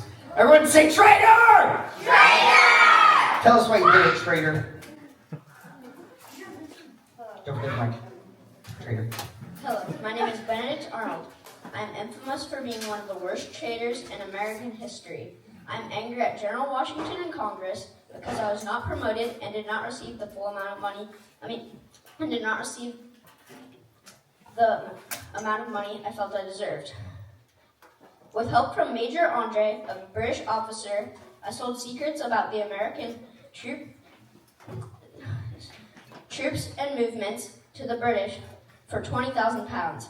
I flee America and escaped to England, but never received the full amount of money I was promised. So go your secret, traitor. I would say shame! Shame! Well, let's give Grant a round of applause. Thank you. I know you're not really letting it get too awesome, man. That's going to be another 50 points going to... Solid work there, Redcoats. All right, my friends, we need to talk about some flags, y'all. Can I get 2 more flag holders, pretty please? Hey, okay. Before we talk about this flag, there is a number on here. I understand. I will let you say it one time to get it out of your system. But wait until I give you the okay to do so, okay? Okay. First, can I get Lily? And can I get Marin? Lily, I'm going to have you hold on to the pole. Mary, I'm going to have you hold on to the corner. I will tell you when.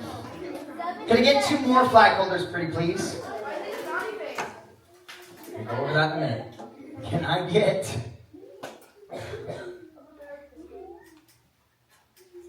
Can I get Philip? And can I get... There we go. Can I get Olivia? Olivia, I'm going to have you hold on to the corner. Okay. What numbers on this flag, everybody? What numbers are on these flags? Okay. What's the real number? 76. Okay. This flag is called the Bennington flag. Everyone say Bennington flag. Okay. Now, this Bennington flag, it flew at the Battle of Saratoga, our turning point of the American Revolution, and also at the Battle of Bennington, hence the name Bennington flag. You will notice that the stars are forming a frowning face. It was sad because it was not chosen to be our national flag. Now, the flag on our left was chosen to be our national flag. I would tell you guys the story about it, but I think somebody can tell it better than me. Betsy Ross, want to give me a hand? Let's give her a round of applause.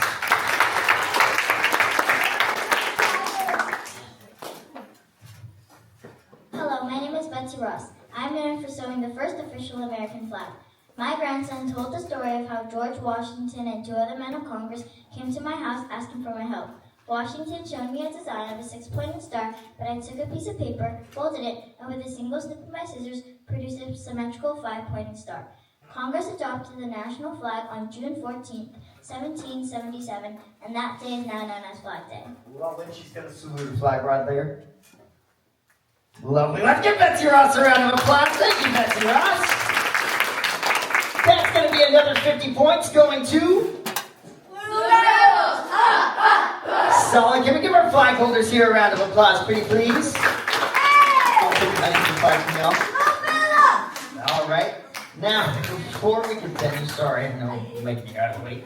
Before we continue, my friend Duke, you've been wonderfully respectful throughout the whole day. Would you go for the glory, pretty please? Go for the glory! Go for the glory! Go for the glory! Go! Oh, bummer. But can we give him a round of applause? Thank you very much. All right, now the Continental Army is now united under one flag, but to gain freedom would take courage and help on the battlefield. That courage was found in men like John Paul Jones. John Paul Jones. And women like Mary Ludwig Hayes and Deborah Sampson. Let's give them all a round of applause. All right, John Paul Jones, grab mine, take us away. Hello, my name is John Paul Jones. I am one of America's greatest Navy officers. My ship Bon Hope Richardson attacked the British fleet in September 1779. When the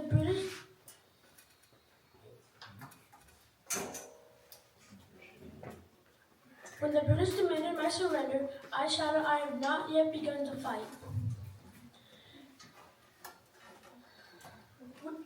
We went on to capture the British ship and win the battle. Later I became one of the founders of the U.S. Navy. I have not yet begun to fight. Solid. Let's give him a round of applause. Thank you very much, John Paul Jones. That's going to be another 50 points going to... Sorry, I almost gave you guys the wrong team cheer. Before we continue, my friend Jax, you've been wonderfully respectful today. Very, very sportsmanlike. Would you go for the glory, pretty please? Go for the glory! Go for the glory! Go for the glory! Oh, glory! I didn't know it was so. Okay, that's going to be another 50 points going to... Blue Rebels!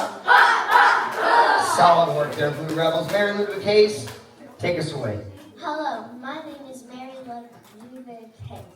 I am from New Jersey and wanted to help soldiers fight in the Revolutionary War. I will haul water to the weary men on the battlefield. And the men call me Molly Pitcher. I wonder if this name will stick with me for the rest of my life. When my husband is wounded, I will take his place behind his cannon and fire round after round at the British. She's going to pour some water over there to the Blue Rebels. Blue Rebels, I need you guys to act like you're dying of thirst. You need this water. It is life or death. Oh my goodness, you need this water. Okay, we're going to die of dehydration. Oh no, don't forget the right end, don't forget the right end. They're about to go, they're about to go. Lovely, let's give Mary Lou and Case a round of applause. Thank you very much. That's another 50 points going to solid work, Redcoats. Deborah Sampson, take us away, my friend. Hello, my name is Deborah Sampson. As a young woman, I dressed myself up as a soldier named Robert to fight in the Continental Army. I was wounded twice, but no one found out that I was a woman. When a doctor discovered my secret, she released me honorably from the military. After the war, with help from Paul Revere, Congress granted me retirement money for my service. Later, I became a teacher and enjoyed retelling my experiences as a soldier. And she's going to limp back to her seat because she was injured. Everyone say, poor Deborah Sampson. Let's give her a round of applause. Thank you, Deborah. That's going to be another 50 points going to... Solid work there, Redcoats. All right. Now, just to test you guys, what was the turning point of the American Revolution? Yes, the Battle of Saratoga. Excellent job. Now, in that Battle of Saratoga, the British had come down from the north and they were defeated. They learned their lesson. They focused their efforts on the southern colonies. They took control of Georgia, both of the Carolinas, and Virginia, but they couldn't win the hearts and the minds of the people. And eventually, due to the endurance of General Washington and help from French allies like General Rochambeau, they were able to defeat the British leader, General Charles Cornwallis. Let's give them both a round of applause. Bonjour, my name is General Rochambeau, and I am the French military leader who assisted the Americans in defeating the British leader, General Lord Charles Cornwallis. With the combined efforts of General Washington's 8,845 troops and my 7,800 men, we surrounded the British and forced them to surrender. Hand me your hat. Lovely. Let's give them a round of applause. Thank you very much, Rochambeau. Poor guy taking his hat. That's going to be another 50 points going to... Solid work there, Redcoats. Cornwallis, tell us how you lost. Hello, my name is General Charles Cornwallis. I was the last leader of the British troops during the American Revolutionary War.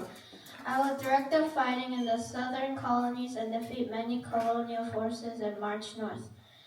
I will become surrounded in Yorktown, Virginia, and after many days of fighting, I will surrender. This loss would have won the war for the Americans. We surrender. Yeah, you do. Let's give them a round of applause. Thank you very much, Cornwallis. That's going to be another 50 points going to... Good board, pretty please. Go for the glory! Go for the glory! Go for the glory! What? Can we give Lily a round of applause? Thank you. All right. We heard it talked about a couple times. It is time to see that battle in action right now. Battle of Yorktown. It is time. Come on down. My blue rebels, can we sit on the floor in front of the white tourist chairs, pretty please? Be respectful. We're going to give them a final lights, camera, action on the count of 3. 1, 2, 3. Lights, camera, action. The American Revolutionary War had been going on for more than 6 years. The British were tired of fighting the Americans, as well as other people around the world. Their army and navy were split up and fighting in many places. The leader of the British troops, General Charles Cornwallis, felt that he could win the war quickly. Attention! He invaded from the southern colonies and began to march his troops north. At the same time, the French navy attacked the British ships and defeated them. Forward! The Americans, along with General Rochambeau and the French troops, attacked Cornwallis' men in Yorktown, Virginia. Attack!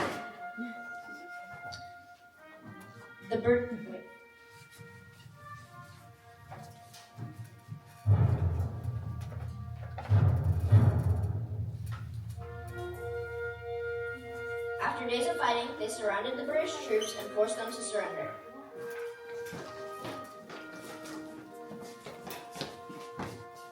We surrender! Cornwallis was so ashamed of losing the war that he sent his second-in-command, Brigadier General Charles O'Hara, to surrender.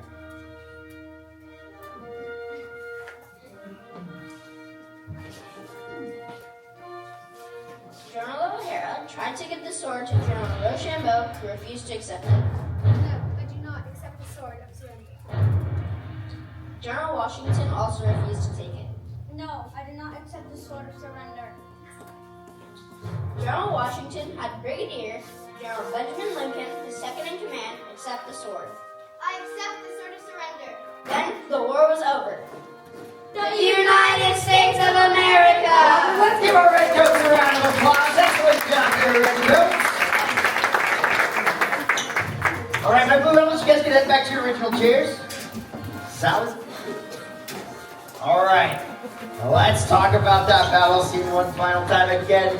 You guys were wonderfully respectful, very, very organized, great presentation skills, and again, great use of props. Everybody, you guys did wonderful in your battle scenes. You guys should be very, very proud. I also want to award you guys full points for your team. That's going to be 80 points going to... So let's give them one more round of applause. Excellent job.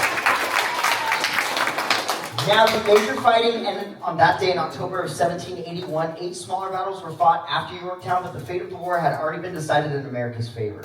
The war wouldn't officially end, however, until 2 years later when a peace treaty was signed on September 3rd, 1783, called the Treaty of Paris. Everyone say Treaty of Paris? Treaty of Paris. Everyone say 1783. 1783. Solid. So the first Treaty of Paris in 1763 gained land for the colonies, and the second Treaty of Paris in 1783 gained freedom for a nation. From that point on, America has continued to be the United States of America. With that being said, everybody.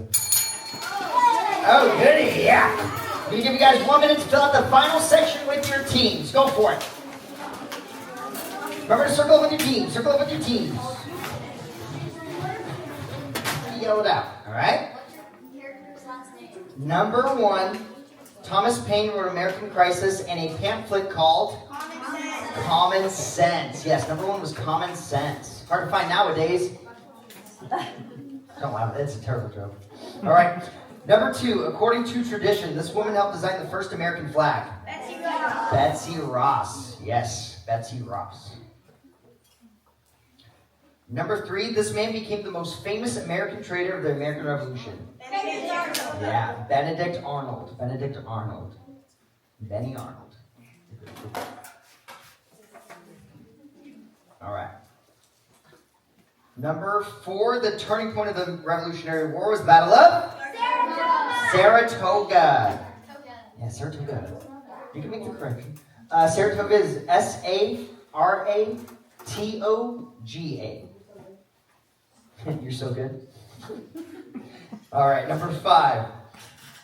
All right, number 5. General Washington and his troops nearly froze to death at Valley Forge. Yes. I know we're going through these kind of fast, but I need to repeat any of those first 5 so far. Raise your hand if I do. Okay. Number 6. The last major battle of the Revolution was the battle at Yorktown. Yes, that one was the Battle of Yorktown. We're going to want to make sure that you make these corrections because we're going to be using these in a moment. Just letting you know. All right. Number 7. This event and document officially ended the war on September 3rd, 1783. The Treaty of Paris. Yes, the Treaty of Paris. I know we just talked about it. The Treaty of Paris.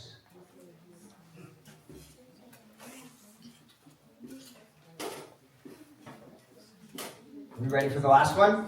The last 2? Okay. Who said, I only regret that I have but one life to lose for my country? Nathan Hale. Yes, Nathan Hale.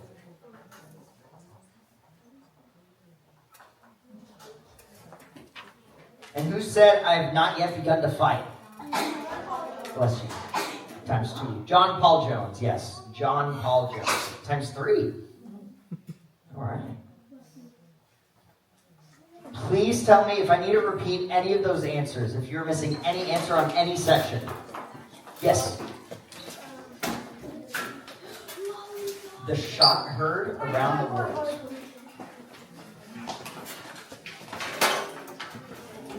Don't put your game sheets away. I didn't ring the bell.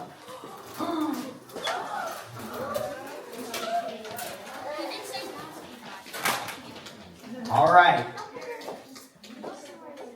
Don't put them away. Keep your game sheets out. Keep your game sheets out. All right. Why do you think it's called a game sheet? We're gonna play a game. My team leaders, can you come on up pretty please? Great, oh, sorry. Not all team leaders. Hang on, Olivia, can I have you go back? Can I get Aaron? It's not a team leader thing, it's just an end of the line thing. I need you guys to bring up your game sheets. All right, Grant, I'm gonna have you stay right here. Aaron right here, Nixon right here. Face me. All right. This final game is called the lightning round game. Here's how this game is gonna work. I can ask you guys any question on this sheet of paper. Once I ask the question, you guys are allowed to look at your paper. But once you have the answer locked and loaded and ready to come out, you're not gonna shout it out. Instead, you're gonna raise your hand, you're gonna lower your paper at your side. Once your hand is raised, you cannot look at your paper. I'm gonna call on the first person that I see with their hand in the air and paper at their side. If you answer correctly within 5 seconds, I will give you 10 points for your team, all right? After one of you guys answers correctly, you're all gonna run back to your chairs, and the next three are gonna run up. That's gonna be you, that's gonna be you, Olivia, that's gonna be you, Kristen. So we're gonna be going down the lines of your team, okay? Now, since the red team has 12, and white team I think has 10 today, and blue team has 11, when we get to the end of your lines on blue and white team, we're gonna start back over with Nixon and Aaron, okay? Until we get everyone a chance to go, okay? Now, very important rule. The only people I want to hear an answer from are the three that I have up here. If I hear an answer shouted out from any of the teams, I will take 10 points away from your team, all right? So keep it deadly quiet. Parents, I know you guys might know the answers. Please refrain from yelling something out. I don't want to accidentally take points away from a team that didn't deserve it, all right? I'm going to start the music. We're going to have our last little battle amongst each other. Are you guys ready? All right. Here we go. All right. Let's start. Okay, if I ask a question from the multiple choice, I want you guys to tell me the name, not just the letter, all right? Parliament announces they are in charge of the colonies. Remember, don't shout it out. Raise your hand, lower your paper. Tell me the name, not just the letter. Parliament announces they, yes. Yes, that's 10 points. The red coats, run back, next three. Run back, next three. Where are you at? Okay. I was the main, wait, hang on, I can't do that. Thomas Paine wrote American Crisis in a pamphlet called, yes. Yes, 10 points, the red coats, run back, next three! All right. I was the, no, can't do that one. I was the oldest signer of the Declaration of Independence. Saw your hand first. No, don't look at your paper, dude! Benjamin Franklin, 10 points, the red coats. Sorry, don't look at your paper, guys! It's okay. This event and document officially ended the war September 3rd, 1783. Remember to raise your hand, lower your paper, yes. Yes, 10 points to the red coats. Dang, all right. Next one. Okay. The Battle of Concord was called. Remember to raise your hand, lower your paper, don't shout it out. The Battle of Concord was called. Remember to raise your hand, lower your paper, don't shout it out. The Battle of Concord was called. The Battle of, yes. Yes, 10 points to the white Tories, next three! All right. Let's see. Who said, I only regret that I have but one life to lose for my country? Remember? I think I saw your hand. Yes, 10 points to the Blue Rebels, next three! Okay. What does the word altar mean? Remember, raise your hand, lower your paper, don't shout it out. What does the word altar mean? Yes. Yes, 10 points to the Blue Rebels. Remember, lower your paper after you raise your hand. Okay. Who said, give me liberty or give me death? Remember to raise your hand, lower your paper, don't shout it out. Who said, give me liberty or give me death? Yes, 10 points to the red coats, next three! All right. Who said, I have not yet begun to fight? Remember, raise your hand, lower your paper, don't shout it out. Lower your paper. Yes. Yes, 10 points to the red coats, next three! Oh, we're starting back over, Aaron. Come back up.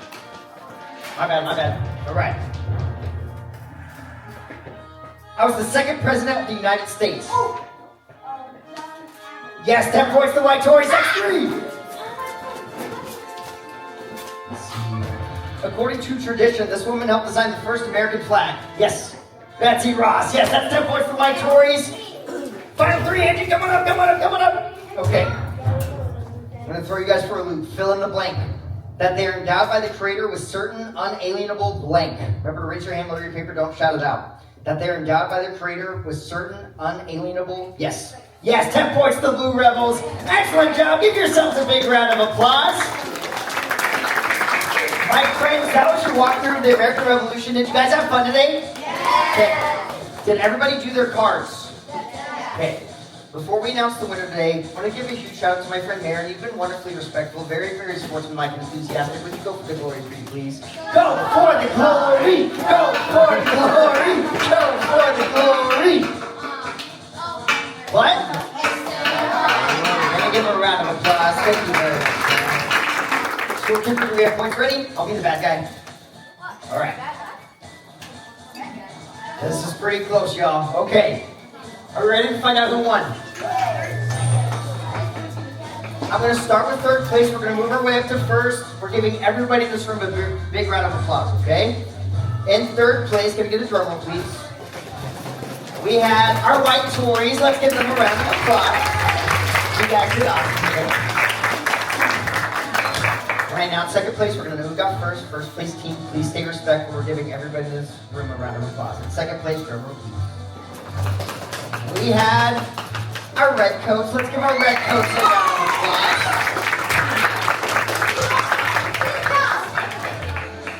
That means in first place we had our blue rebels. Can we give our blue rebels a round of applause?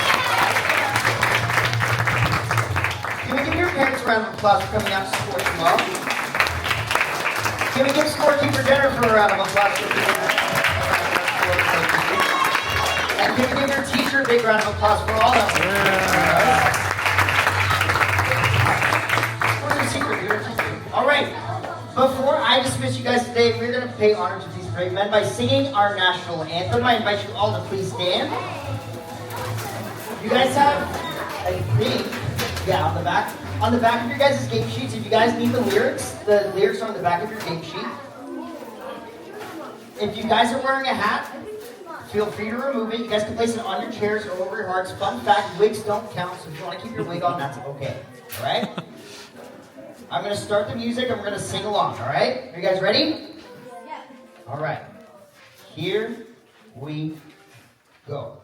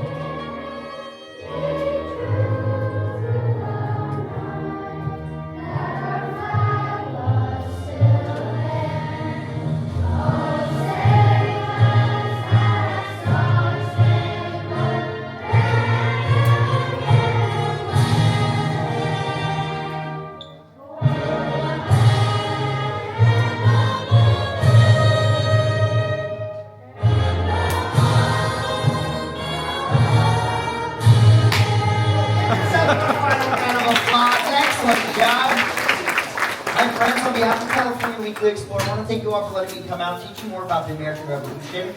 Can you guys make sure you grab everything out from underneath your chairs? Make sure you get all of your papers, props, lollipops, clipboards. Did you have anything to add before I dismiss them today? Okay. Oh, I need to return this to you. Did you want me to